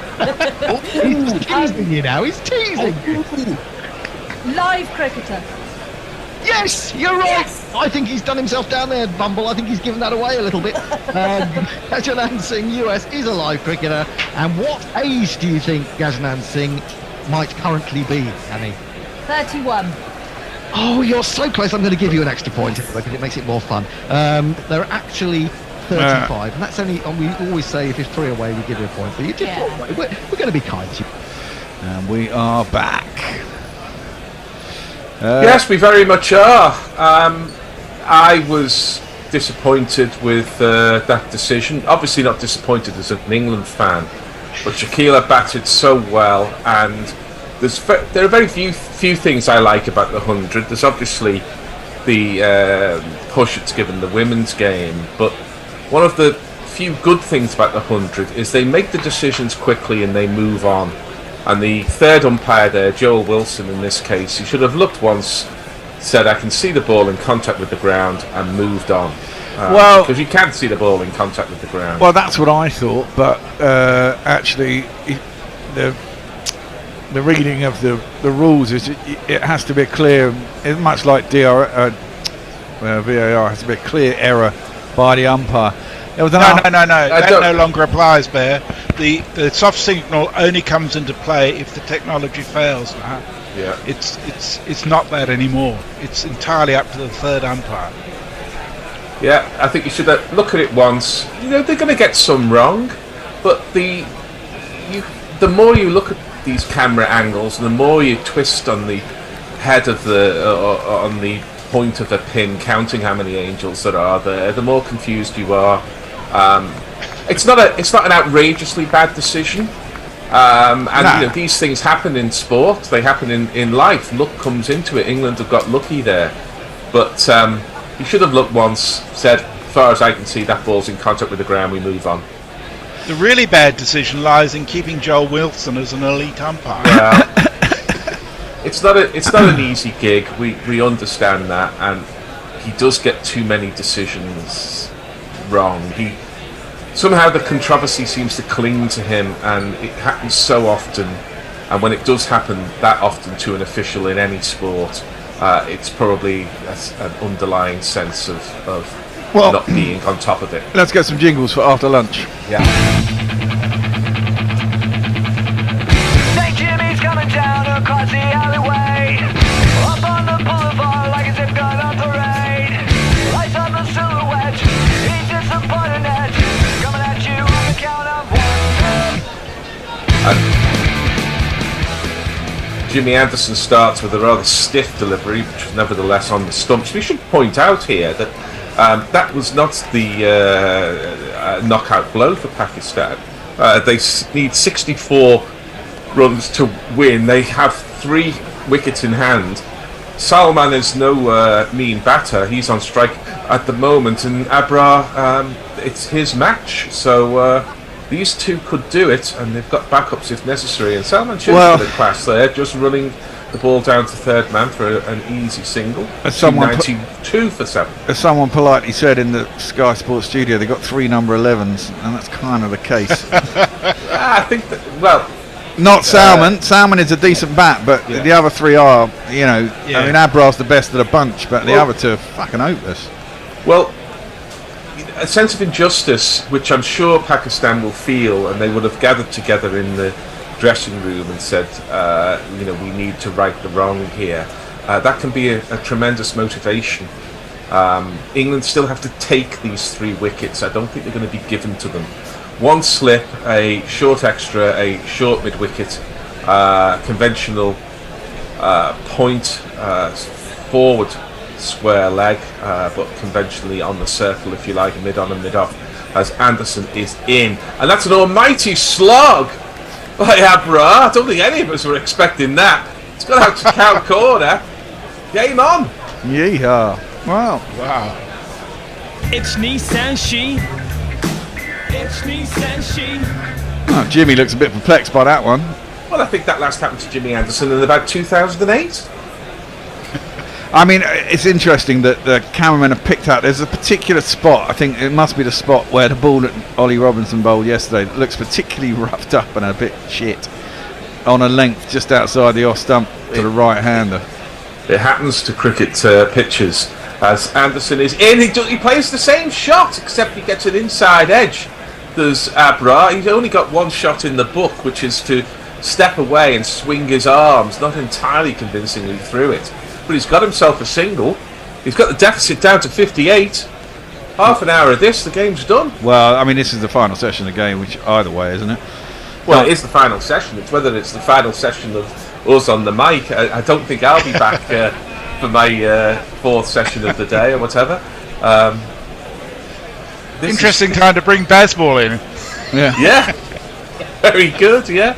Well, Abra, he is entirely watchable with ball in hand, and as we're finding out, with bat in hand too. On the other hand, Salman just gives it the big front foot, just defends that ball back to Anderson, who takes a little glance at Abra, who looks, he looks like the accountant. What did they say about David Steele? He was the stockbroker who went to war, or the accountant who went to war, when he had that tremendous series against the West Indies, I think, in Australia in the 70s. Well, Abra looks like the accountant who went to war here. They call him Harry Potter because of the glasses and the general mien. But he knows how to be given the aggressive game he's had, ball. it wouldn't be surprising if he won it for Pakistan, would it? It wouldn't. Salman fancies a bit of that Abra action as well. Comes down and kind of pulls out of a hoik over extra cover to the bottom edge, and it almost rolled into the stumps, but not quite. So we're going to be here for a short time. For a good time and not a long time here. One way or another, this game's going to be done quickly. Your tweets. Farong says, greetings from Mirpur. Hope everyone's well. 3 wickets needed, 70 odd runs. Well, no, 55 or something like that. 58. Who wins? Just on a personal note, now have the name of a person to write my final plea letter to exit Bangladesh. So we'll be writing that and listening in, but probably won't tweet. Well, good luck with that, Farong. I hope you're successful. Yeah. In relation to number 11's Bear, it's worth noting that Muhammad Ali has only had one test previously. He's never been out, but he has managed to fend off 30 deliveries, so that might be handy in the circumstances. Yeah. Right, well, England are bringing out their biggest gun, who is Mark Wood, who bowled very fast throughout this test match. He has 3 for 44, he's bowled very well, and he has Abra in his sights. Doubt whether Abra will have faced too many 90-mile-an-hour bowlers in his time. Might have done in Pakistan. Yeah, there are a few on the ground in world cricket. He goes inside this and he sort of manufactures a pull round to backward square leg. He surprised us all by fielding it. Extraordinary stuff. No run. He's a confident lad, I'll give him that. He is. He's got a completely unsponsored bat, which I always find quite amusing. Just looks like he's got a plank in his hand, and he's determined to use it. Mark Wood will be thinking, one good ball here, full middle stump. I've got him. But let's have a look. Abra's looking around the field like he can decide exactly where he's going to hit it. Yeah, he's got a fly. I was going to say, you get a fly slip in there. Yeah, well, there is a fly slip, quite deep at Zach Crawley, I think. As hoiks this one. I mean, you do not bowl there, Mark Wood. He just bowled length outside off stump. That was exactly where Abra wanted it, and he threw his hands through it. The ball 2 bounces into the fence, back over the bowler's head. Another one of these. 1, 2, 3, 4. I mean, that's brainless bowling from Wood, because it's absolutely in the slot for the way Abra is playing, clearing the front leg. In fact, clearing off really towards square leg. I'd be trying to get a Yorker in, wouldn't you? just fallen on middle stump. He's done. Faces up again, and Wood is again on the length outside off stump, and I'm not quite sure what kind of shot that was from Abra. It was a flat. He kind of tried to. It was almost a kind of return of serve that he missed. It went through to the keeper. That was weird. It was weird. Somehow he survived 8 balls, Abra. Come on, Mark. For 9 Wood. runs. Yeah, full middle stump. Will be done. He's nowhere near the ball. He's retreating 3/4 of the way to the square leg umpire and just flinging his bat at the ball. 54 runs required. Wood's in again. He's on outside off stump, and that's a decent shot from Abra, who gave himself room and cut it to third man for one of these. 1, 2, 3, 4. Surely, what is he playing at here, Woody? He just bowled fucking Yorkers. He's going to miss one of them. Well, I mean, I know you can't hit a Yorker all the time, but he's miles away from hitting a Yorker there. Yeah. I mean, his front leg is almost outside the popping crease. He's that far away from the ball. It's just the middle stump Yorker, surely. Yeah, that's what you'd have thought. Extraordinary field as well, with a fly slip and a very fine long leg as he goes outside. Well, what can you say about that? It was short again. It was following the body, but he stepped so far away that he was able to kind of uppercut it over what would have been slip. I'm not quite sure where fly slip was, and it goes down to deep third man for one of these. There's not one boy for me, I must have 2 or 3, I need 4. I think it went over fly slip, didn't it? Yeah, it was almost a deliberate edge. Where's it gone here? Probably over fly slip. Yeah, it has. Bowl the ball at the stumps. Bowl Exactly, the ball what at the stumps. fucking hell is he playing at here? 12 off the over so far. Abra is winning this one. He has 17 off 10. Wood's in. Again, it's not at the stumps, it's at the body. And Abra is winning here the way that Bumrah and Shami won against England a few years ago at Lord's, because they're now bowling at the man instead of bowling at the stumps. And that's brainless cricket from Mark Wood. It really the end was. of the over, 309 for 7. Pakistan now need 46 to win. Josie Oak says, looks like Pakistan want to baseball it. Indeed. Ravi Nair says, this test is tough, isn't it? Even if England lose, I'll have loved it. I totally agree with you, Ravi, whichever way it goes. That's what right. a testament to Test cricket. And Dan De Castro says, was Googling Pakistan websites. I don't speak Urdu at all, but total outrage is clear over the catch. Yeah, I can imagine. Well, England just pulled up there. Maurice Erasmus was not happy as Jimmy was about to run in and the field was still moving, and I think Erasmus isn't very happy from his gesticulation there. England's a bit scrambled here. Abra's done what he intended to do, which was get inside the England bowlers' heads, and the game just looks so different after 2 overs. Inside edge there from Salman. Goes out to square leg and then through for a single. But see, even there, Salman has had 1 from 10, and the field was spread like he had 17 from 11, and therefore he's able to pick up a single. England's got to concentrate very hard here. They've got to be very clear in their plans, and the crowd, of course, are in the game. This could go very, very quickly from England unless they improve the clarity of their thinking. Well, I don't think Jimmy will sway from his clarity of thinking. Well, he had the wrong field there for Salman, because he was offering a single anywhere to a man who's now got 2 off 11, and they've got the hitter back on strike. So they were still moving the field when he was running in, so he wasn't very clear about that either. So they need to get together a bit here, England. Comes down the wicket to Zabra, and he slams it to extra cover where he's caught. So well done, Jimmy Anderson. But a yard either side, it would have been 4. So he lived by the sword, he died by the sword, but he's given 17 runs.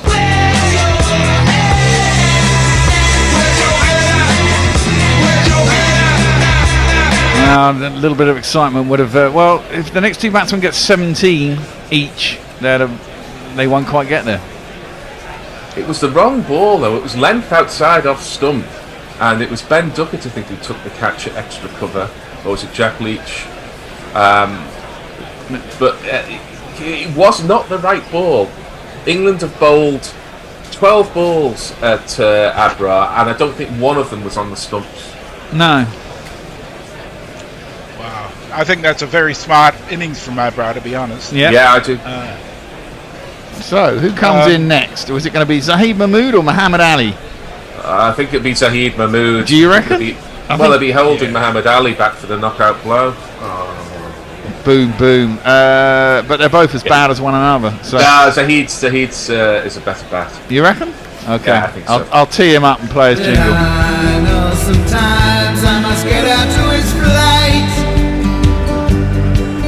Don't leave him behind. Mahmoud Zahid is alright. Swinging backwards and forwards this test. Ooh. Sure is. As was Abra. Fair play to the lad. He really gave it plenty. Well, you were on ad break. Mahmood was yawning as he was coming into bed. I don't know if you see Just having a nip. Yeah, just having his after lunch nap. Thought Abra was going to take it home. Oh dear. Well, you live by the sword and die by the sword. He got 17 in double quick time, which, you know. Well, England were helping him by bowling the ball exactly where he wanted it. I mean, arguably, the ball he got out to was exactly where he wanted it because he could throw his arms through it. He just didn't time it. Had he timed it, the ball would still be travelling now, I think. And another conflab here. Ben Stokes is talking to Ollie Robinson and Jimmy Anderson. Some talk that Ben Stokes' knee is preventing him from bowling, but he's had injuries before that haven't prevented him from bowling. But he may be getting it right. He may have the right combination here. But it's Anderson has 2 for 36. He's in his 15th over, and more conventional play there from Mahmood, who just waddles across really to the ball and just defends it to the man at backward point. There's a slip and a leg slip here for Jimmy Anderson. I hope Mark Wood does bowl the next over, but I hope he recalibrates his sights and bowls at the stumps, because I think he can get these, he can blast them out by bowling at the stumps. So, Bear, if you want a misery hedge, Pakistan are 3-1 at the moment. Nah, I'm going to stick with my evens on England, I think. I still think England, with this 45 runs for 2 tail enders, if England aren't stupid, and these aren't, the best tail enders, I would expect England to win from here. Salman's the one who maybe, the thing is, he's not a quick scorer, is he, Salman? He shepherded the tail in that first innings on that flat deck at Rawalpindi. Got 50, I believe, didn't he? Or something in that first innings in Rawalpindi. Well, I think this is a different situation. Yeah.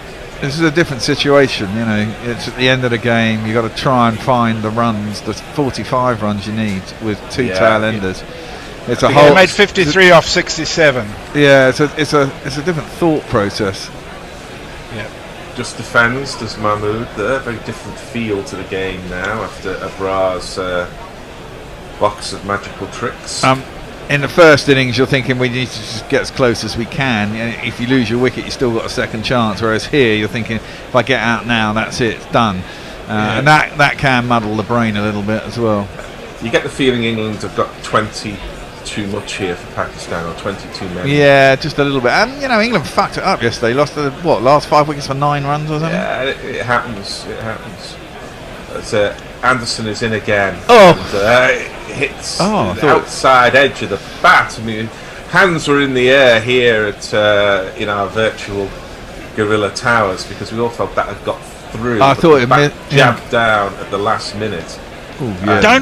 Don't tell the children Gorilla Towers doesn't exist. It'll shatter their dreams. Well, sometimes it does exist, and sometimes it doesn't. It's like what's that village in Scotland? Brigadoon. We're Brigadoon, aren't we? Sometimes exist and we sometimes don't. They're like Schrodinger's cat. Yeah, Schrodinger's cat. Schrodinger's gorilla. Extant and extinct. As this ball is defended by Mahmood, who's determined to present full face of the bat. Mahmood here is doing what you'd expect an experienced cricketer in his mid-30s to do. He's playing for his partner, and he's saying to Salman, we've got 45 we need, I want you to score 44 of them. Could it be the most famous one not out since Jack Leach's at Headingley? Indeed. Alec Payton is just experienced what's commonly known as the gorilla effect. He said, just cheered that wicket on the bus and everyone turned to look at me. The other thing is when you're singing a jingle in the middle of the supermarket aisle and everybody looks at you. And Ravi says, since you don't have knuckle anymore, Urdu was formalised about 270 years ago, Hindi about 250. Both the vowels in Urdu are pronounced in the same way, oo. If you can bring yourself to say it, the D is pronounced most like the in the. So Urdu, Urdu, Urdu, Urdu. Oh fuck, I'm naked. Sorry. Yeah. Us Westerners don't get it, yeah?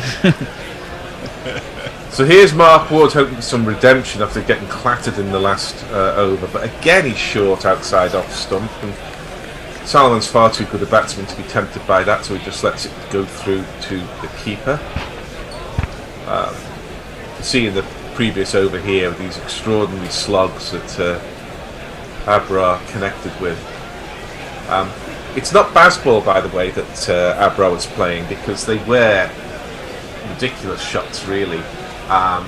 Baseball is scoring quickly, but largely through orthodox shots, if you count the reverse sweep as orthodox. Which I think for bowlers, though, it gives them license to do anything. Yeah. So Mark Wood is in again, and that's short, and that's an attempted pull from Salman, but he misses it, goes through to Ollie Pope behind the stumps. Did he get an under edge on that into the ground? I don't think so. I thought he did, but maybe he missed it completely.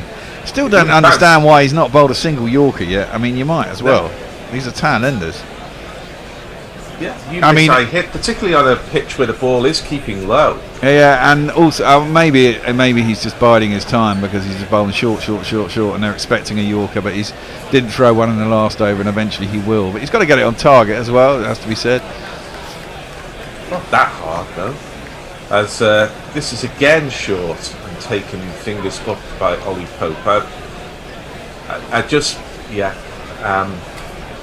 I'm not really sure what's going off out there. Well, they've got to not have bowled a single ball at the stumps just seems. Well, they have got the field set for the bounce, haven't they? They've got 3 men out on the pull on the square. They've got a man deep count. They've got a deep square / mid wicket, and they've got a long leg. But there's been plenty of wickets taken clean bowled in this match. Yeah. And they just need to give themselves at least the option of doing that. Woods in again. This is short yet again, outside off stump, and it's just swivel pulled to the man at backward square, and they walk an easy single. So there'll be 2 balls for here, Mark Wood for Mahmood. I'm going to say it now. The first one will be short, and the second one will probably be short. Yeah. So he'll be sitting on. I thought maybe the first one would be short and the second one would be short. Well, actually, now they've got a long on. Oh, maybe. Well, they've got a leg slip, and or they were going to have a slip, who's now moving out to more of a backward point for the kind of cut in the air. Again, the field is set up to bowl short. It's like you're only giving yourself one option of getting him out. Where there's LBW, bowled, nicked the keeper, all kinds. No. I was looking for the wrong end. Yeah, so we've got a leg slip, but no slip. We've got a forward short leg. We've got a man going into an authentic square leg. Little short, perhaps. Anyway, here's Wood. He's in. That is on the stumps. There's a big shout for LBW. Surely they'll review maybe this. Going down. Is it? Well, I think probably umpire's call on leg stump. Yeah, he says it's Ben Stokes reckons it's going down the leg side. I mean, it was just so exciting to see a ball pitched up on the stumps. Umpires call it the very best. Yeah. Certainly no more than that. Well, England's not reviewing it. They've only got one left, having burned one in foolish Yeah, it's going circumstances down, earlier. man. Yeah, I think at best umpire's call. I think I'm with you, Jez, on that. Yeah, that was a really poor review, wasn't it? Just before tea. I think it just got excited because it just kept so low, didn't it? And the shot was so ugly.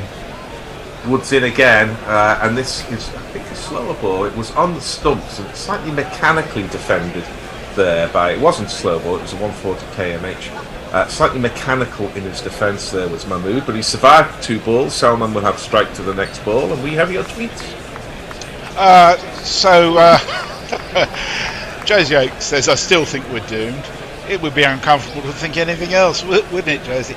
I don't get many of these. Fuck! Messages got it about right on his last attempt. Huzzah! So, ufu. Thank you. It sounds wrong, but it feels wrong, but if it's right, it's right. Just Ideal says, was Red Bull served to Pakistan at lunch? I think only to Abraham. And that's about it at the moment. James Anderson will continue the attack for England. I'll remind you of the runs required. There are now 44 runs required. It went from about 60 to about 46 in about 5 minutes, and now it's crawled from 46 to 44 in the next 10. But that's the way of chasers. The pendulum swings as Anderson is in and Salman advances to meet him, realises it's a length ball and off stump and just defends it into the covers, no run. Interesting. Salman's looking like he's got intent. Well, he did that a couple of times earlier on to Anderson. He's not charging him and slogging the way Abra was. He's charging him and then deciding which shot to play, if that makes sense, and he was happy to defend that one. As the drone shot looks down on this big outfield they have. This ball is outside off stump. It's an inside edge and it dribbles towards Ollie Pope. There was probably a single there, but they didn't take it. Bit lucky, but then again, it's amazing how often the ball hits the inside edge and misses the stumps. You'd think there'd be a much better chance given the short distance between the edge of the bat and the stumps, but it seems to miss the stumps far more frequently than it hits them.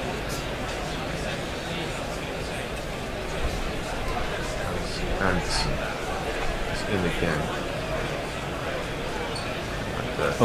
This ball just goes along the ground.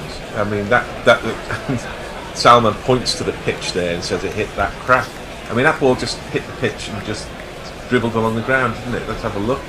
Well, it got about ankle height. It didn't absolutely p-roll it, as we used to say as school kids. Get that one straight, though. Yeah. Well, that's kind of what we were saying with Mark Wood. If he's bowled 140 clicks and hits that online, no batsman's keeping it out. Anderson is in, and this ball almost goes through the batsman. It went over the top of the stumps. Ollie Pope took the ball cleanly and then rolled the ball back to the stumps. I don't think he was particularly trying to run the batsman. Yeah, I think he was. Well, I think what he's doing there is more that you're going down the track, mate. Yeah, just beware that I might throw the stumps down. It wasn't that far off, you know. He just about got his bat down. Yeah, he just about got the bat down, but I think it's as much to say, if you're going to charge our Jimmy Anderson, you better be careful because I'm going to throw the stumps down.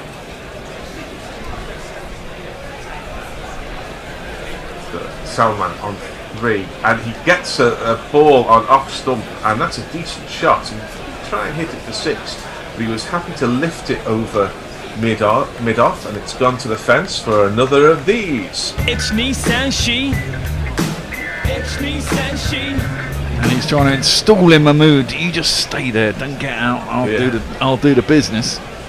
40 now required. 1 ball left in this over. Salman's gone to 7. You'd be looking for a single here. Will England be looking to prevent it? And it's just length on off stump there from Jimmy. It's a bit of a hit-me ball in these circumstances when the tail enders are looking to throw the bat. And the pitch isn't offering anything, is it? So. No. Anderson's in again. It's on off stump, and that's a lovely shot actually by Salman because he just steered it to the left hand of backward point, and it's a beautiful boundary there. This is going to be interesting, I promise you. It is. Squeaky 36 bum required. time. It is squeaky bum time. 4. 2 wickets required, 36 runs. One more over for you, Gary, then we'll do a change. Yeah, and it'll be the last change, I suspect. I of do the, think so. Of the day. It will be done in the next half hour. But what a privilege it's been to commentate on this match. And I know it's a cliche, but sometimes the cliches have to be brought out. That the real winner, particularly on England's return to Pakistan, particularly for a public who've been starved of Test cricket and have supported it in decent numbers, the real cricket winner here is Test match cricket. It certainly is. It's been a couple of cracking tests. I mean, the first one, admittedly, was a cracking test mainly because England made it a cracking test. Let's be honest, the pitch was as dead as a door now. Pakistan stayed with it for so long, and they didn't get enough credit for staying in the game under pressure for a long time. Yeah. Pakistan. Well, it's Mahmood now. Zahid Mahmood. What can he do with Mark Wood? He bowls him, Mark Wood, and that's why he should be bowling at the stumps, Mark Wood, because he was late on it. Was Zahid Mahmood there? Out goes the off stump. Should have done that 25 minutes ago, mate. Indeed. The crowd says, the crowd says, the crowd says you're out. He's gone for a 5 here, Woody, as well. Another one of those next ball, and this game might well be done. Yeah, it was a little bit of reverse there, I think, coming through. There was a big gate with Mahmood, but essentially he was beaten for pace, and that's what Mark Wood offers you. Why he was bowling the line and length he was bowling earlier, we won't labour it anymore. But that's why we were late. I mean, they must have had a discussion about that, though, Gary. They must have said, right, we're going to bowl short. For some reason, these guys are going to put. I mean, these aren't top order batsmen. They're not going to get in line and hoik it. I couldn't agree more, but they did it with Jasprit and Mohammed Shami 3 or 4 years ago, and they put on, I think, 90 odds. So they did. They put on double what was required, what's required now for Pakistan. So they were really taking a big chance pursuing that tactic, but they've gone back to what you might say is more authentic bowling to a tail ender. As you say, Bear, you miss, I hit. But we've got your tweets because the end's going to come quite quickly now, so we'll try and get your tweets in. Well, our very own Anindo has shared an article that he's written about Bazball, which is actually entitled, where the hell's it going? Imagine the future and it will be yours. So I've retweeted that on our own timeline. Just Ideal says, what a spicy Monday morning in the UK, eh? Steve Kellett says, definitely doomed. Oh, wait a minute, maybe not. Well, it was just Ideal, wasn't it? It was going on about odds, and I was wondering whether I was confident, and Pakistan were once again favourites a while ago. Yeah, you see, my evens money bet looks like it may well come off now. Yeah, you can get 8 to 1 on Pakistan now. 8 to 1? Yep. Yeah. You wouldn't be taking them at 80 to 1. This surely is done, even with Salman at the other end. Just to be fair, Pakistan late order, by the way, it's a debutante and 2 players playing their second test match. It's a hell of an ask for 9, 10, 11 to be able to deliver this. Wood's in again, and he's at the stumps, but he's defended by Muhammad Ali, and there is no run. It was a good ball that got the wicket. We'll see it again here. Tails in and then comes in off the seam. Would have bowled better batsman than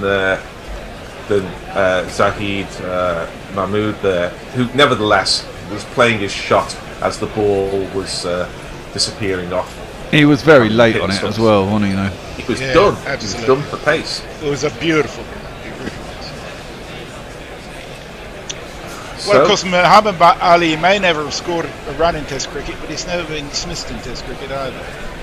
17 years since the last series, and England on the point of winning this one. That's a lovely ball. All of a sudden, Mark Wood's getting reverse swing here. But that's what you get when you pitch the ball up, mate. It arrowed in, but it was defended well by Ali. I think there's 2 slips in. Rare. Yeah, they got leg slip as well. They've changed completely. They've gone full. Well, could this be yet another victory for Ben Stokes and yet another victory that's been navigated in ways that we wouldn't necessarily have expected when the coin went up in the air. Only 3 days ago, I think. Amazing. As this is short, down the leg side, and Ollie Pope takes it in front of Ben Stokes, who's at leg slip. And there is no run. There's 2 balls left in this over to the number 11. If Salman goes full Harry Brook and hits 24 with 6 boundaries in the next over, things will be interesting. Yeah, they will, won't they? 12 runs required. If that happens. If Wood just bowls this ball at these 2 balls at the stumps, I don't think he's. Well, Jimmy Anderson seems to drive him back over his head. Jimmy Anderson's talking about gloves up in the armpit. Yeah, no, just at the stumps, mate. But that might be the bluff. Or the double bluff. The single bluff. It's Muhammad Ali, Pakistan's number 11, is on strike, and this is at the stumps, and he gets that back down. Well done, lad. He got into line there. Gives the thumbs up to his partner Salman at the other end. Bit of bravery in that for a number 11, because he was not backing away. He got in line, got his back down. He wasn't going to be intimidated. They're fighting like cornered tigers, as the cliche says here. That's Bangladesh, Pakistan. No, cornered tigers was Imran Khan, 1987, in the World Cup. All right. Well, it's just Bangladesh, the tigers. Man, this flat's getting cold. The heating's run out. The gas has run out. Patreons are available. As Wood's in to finish this over, it's defended again by Muhammad Ali. So the game goes into the next over. It goes into the next set of gorillas. So Pakistan on 319 for 9. Salman has 11. Ali has none, and Pakistan require 36 more for an unlikely famous victory. And I say good morning to Tim, who's going to be here for maybe not that long. But good morning, Tim. How are you, mate? And Tony's back. Good, but all good. Yeah, you've come along for the denouement, the glory session. And Tony, how's your hangover doing? It's feeling a bit better. I've managed to sort of half sleep, but the cricket is, every time I think I might nod off, I've had to wake up because something's happening in the cricket. It's been riveting stuff. Yeah. So it's just wearing off naturally of its own accord. Good. Not inducing a headache. No, not yet. Not yet. No. Well, you can go back to bed shortly, I think. Well, that might be my game plan for at least a couple of hours. That's definitely my game plan. Different beds, if anyone's listening. Yes, absolutely. I'm not going all the way to fucking Claygate from here in this. Oh wow! Now here we go. What? Well, I don't know. Maybe they're going to try and induce him to smash it down someone's throat. We have a change in bowling, and it's this man. Maybe only one over this. Here's a face that I know. It's Jack Leach. Now coming up is Jack Leach.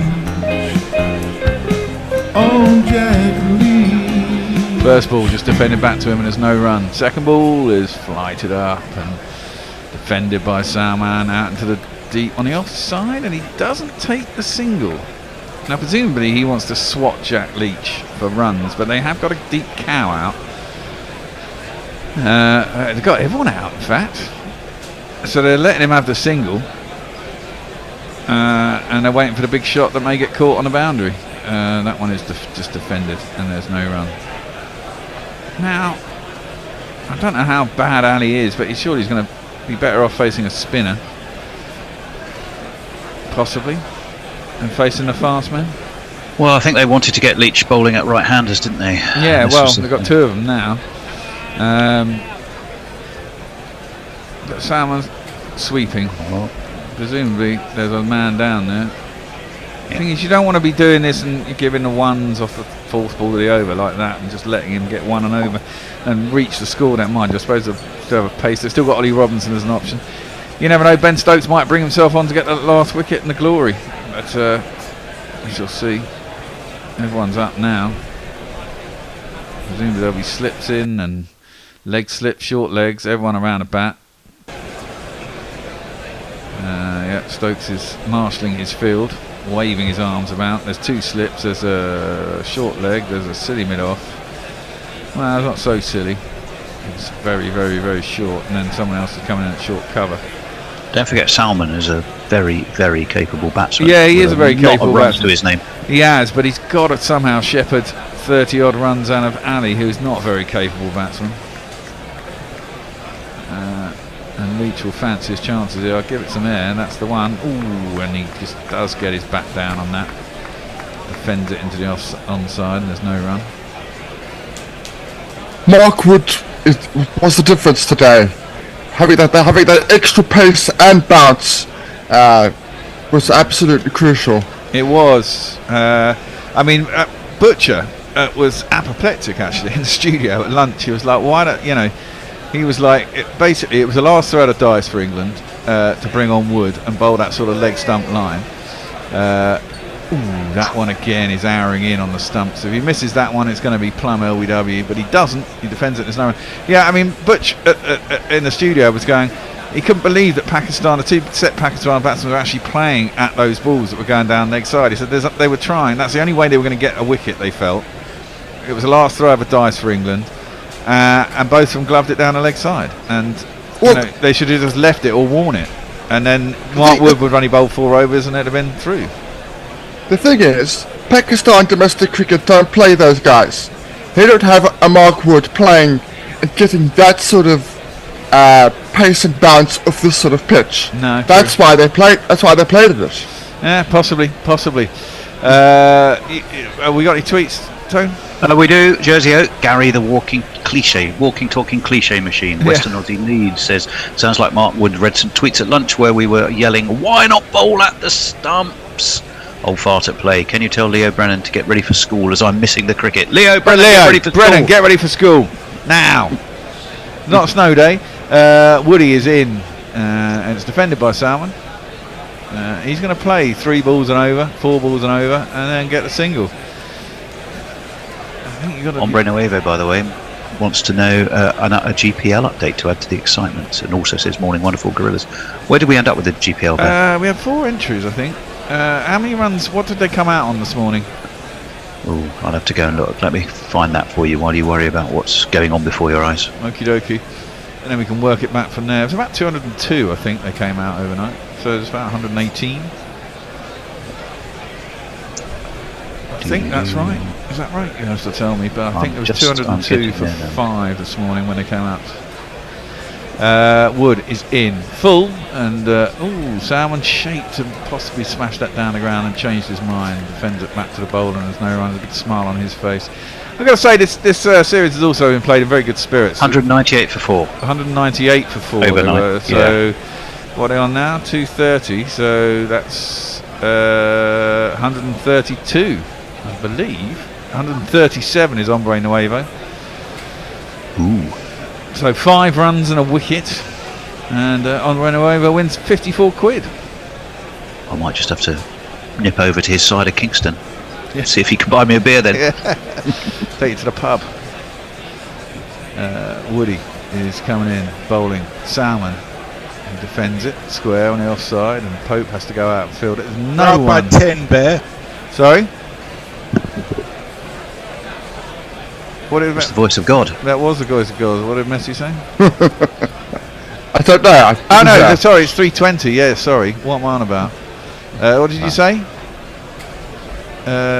You said 198. So it's sorry, they've killed 122 so far this morning. So yeah, so actually it's quite a way off. 15 runs required for Ombre Nuevo, and then the wicket, which would be quite exciting. It'd be down to 20 and squeaky bum time. Yeah, certainly would be. England somehow need to manufacture bowling at alley. Woody is in. That one tails in a bit. It's defended by Salmon. There is no run. Sorry. Chuckling tone. Yes, I was. Swallowing your teeth.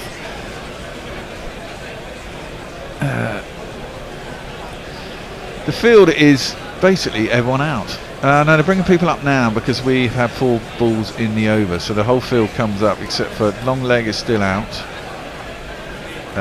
Cover is in. Now you could get a run out here, I suppose. the drop and run is still an option if you place it properly.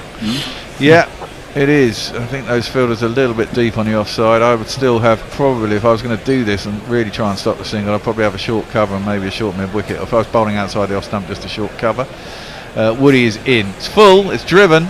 And it beats the man at mid-off.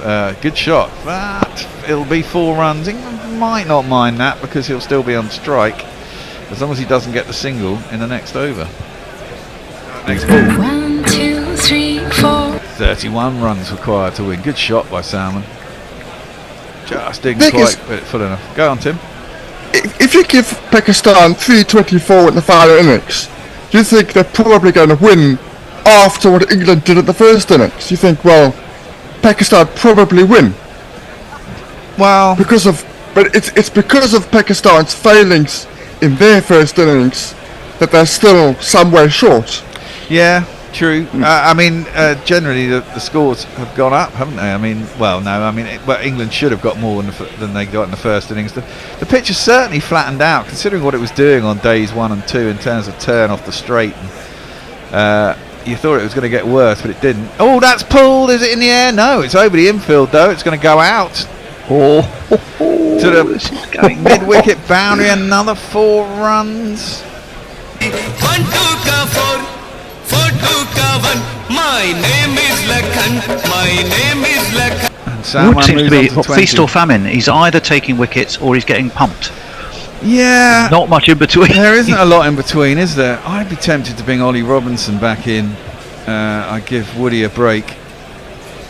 Yeah, I tend to agree. That ball just sat up. It didn't get up at all. It was a tired delivery. Yeah, it's just length, isn't it? And it's not getting up. Got my hangover. It looks like we have got rid of Leach already. Robinson is going to come back into the attack. He'll be bowling at Muhammad Ali. 27 runs required. 130 is the GPL, so 7 runs required for Hombre Nuevo to win his 54 quid. England need a wicket. He has very kindly said I'm welcome, by the way, if he wants to spend it on beer with me. So there we go. If it happens, I am definitely going to take you up on it, Hombre Nuevo. And you don't have to buy all the drinks. I'm not that. You sure? Yeah. Muhammad Ali takes his guard. England have slipped. It's tense, man. It's tense. It is seriously tense. The one thing, if England win this, they'd have won as many tests as they had in the last how many times they've ever played in Pakistan in the space of 2 games. Doubled it. They would have doubled it. That's right. If they don't, we get an absolute cracking decider in Karachi. And if well, I'll go on to this after. Robinson in, bowls. Oh, he's gone, edged. That's it. It's all over. First ball. Oh, yes, it has been given. For a minute there, they thought it wasn't going to be given. I presume he's going to review. He is going to review, but he knows he's hit it. I thought he actually missed the bat, came off the back of the pad, but we'll have a look. 23 tests in Pakistan, by the way. Is that all we've played? That's quite interesting, including isn't it? the last one. But don't forget, it's only sort of since Well, the 50s, and then you lost a great chunk of. Well, we lost 17 years. Yeah, we did lose 17 years. Well, the umpire's given it out. I think he knows he's edged it. It certainly moved off something. Let's have a look. No, it's not his back pad at all. Oh no, it is his back pad. It's come off his pad. Well, I don't think that's out. I don't think that's out. I think it's caught his pad. That's what I thought when I first saw it. Maybe it's gone hit the bat as well. Oh, true. Yeah, it has hit the bat. Edge. He's edged it, and then it's flicked off the pad, which has made it sit up for. And maybe he knew that as well, because it definitely hit his pad. That's what I thought. I thought it hit his back pad. I wasn't wondering why it was given out, but he did edge it first. He is out. Pakistan have lost 328. Hombre Nuevo hasn't won the GPL because the score was 130, and England get historic. Double their wins ever in Pakistan.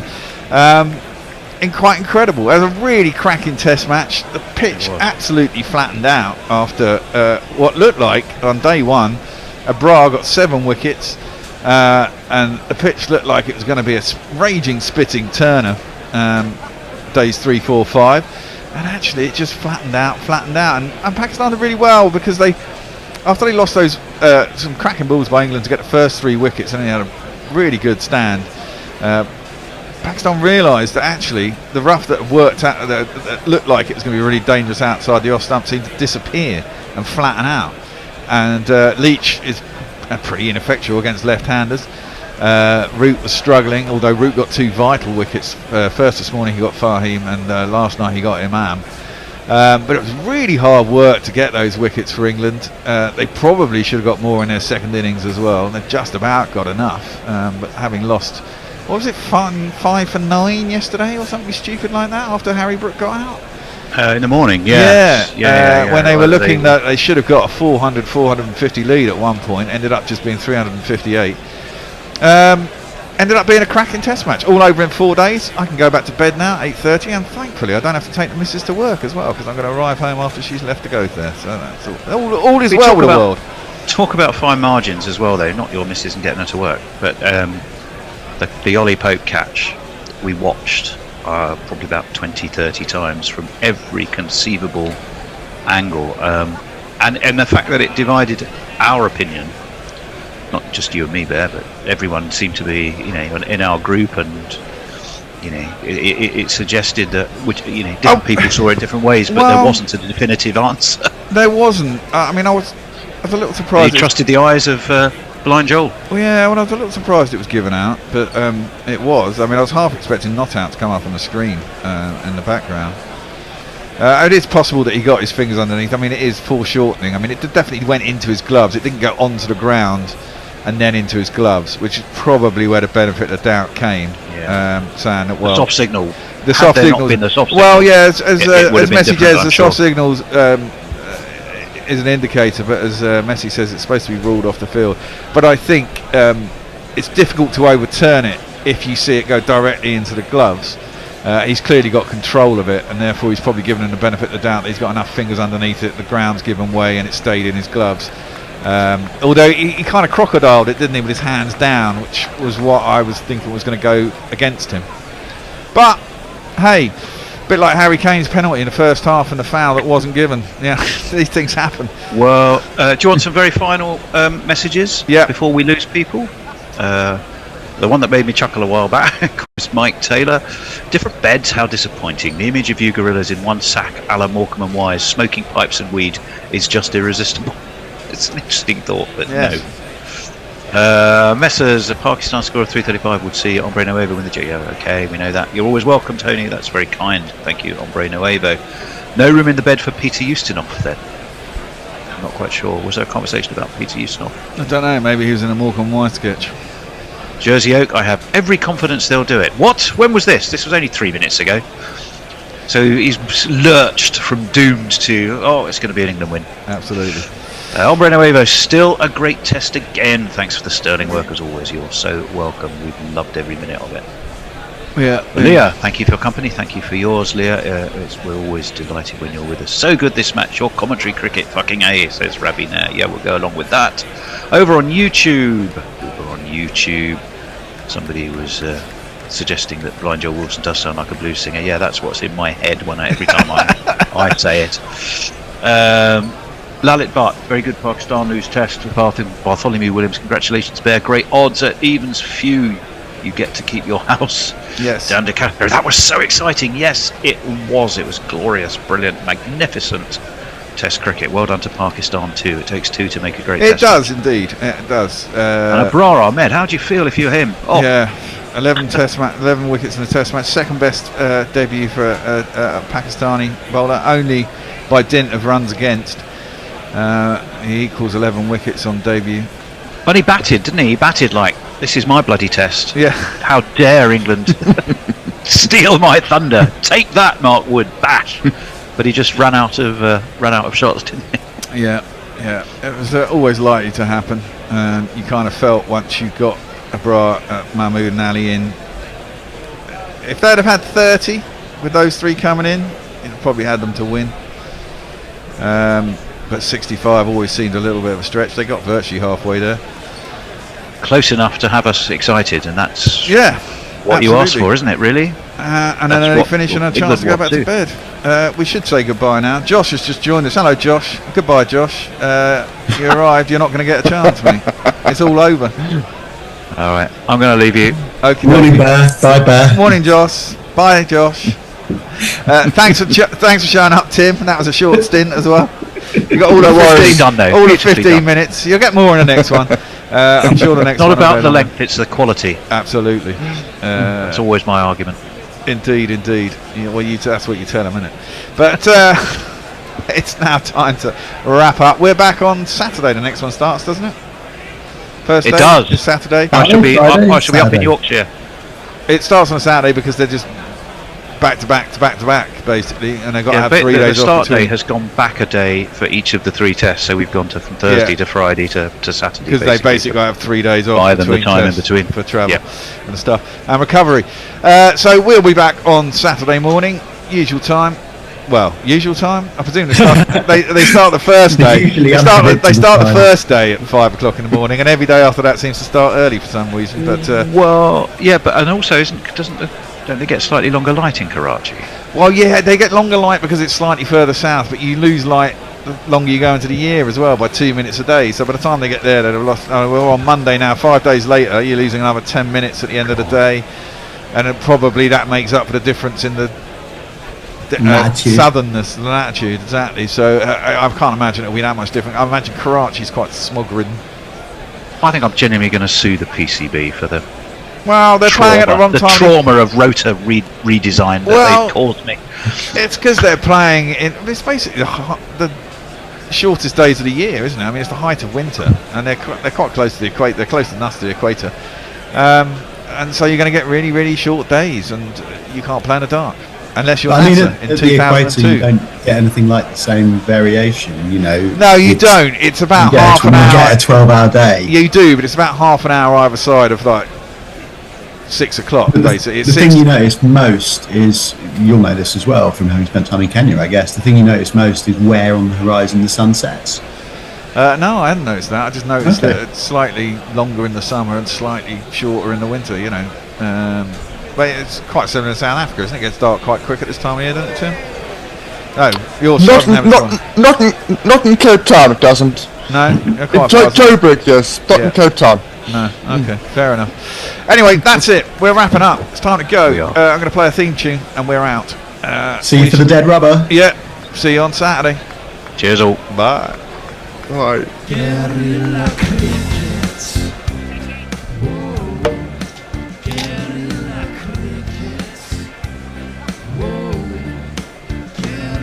Take charge, man the barricades, patrol the cover boundary.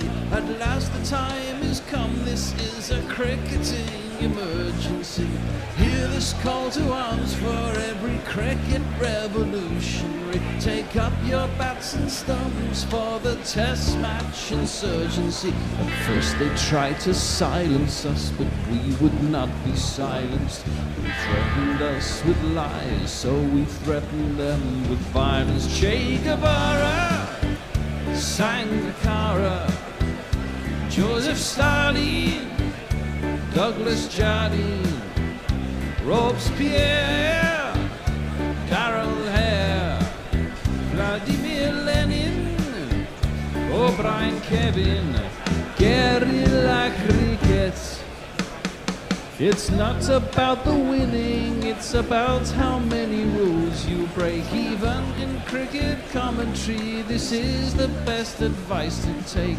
Pick guerrilla cricket, it's the finest choice you'll ever make. There's so much more to cricket than rev counters and a slice of cake. At first they tried to sanitize us and clean up our act, but people like it filthy, and we know that for a fact. Fidel Castro, Lenny Pascoe, Carlos the Jackal, Umar Akmal, Mahatma Gandhi, Grant and Andy, Brendan Behan, Austin Ian, guerrilla cricket. Stick with us, cause you know we're not the kind of thing that you see on the TV and the radio. So vive la revolution. First they tried to buy us, but we would not be bought. Okay, we were, but then we ran away, and we will not be caught. We would not give up the ghost when they left us all for dead. They decapitated us, but we just grew another head. Chairman Mao, Jamie Howe, Ho Chi Minh, Asif Din, Václav Havel.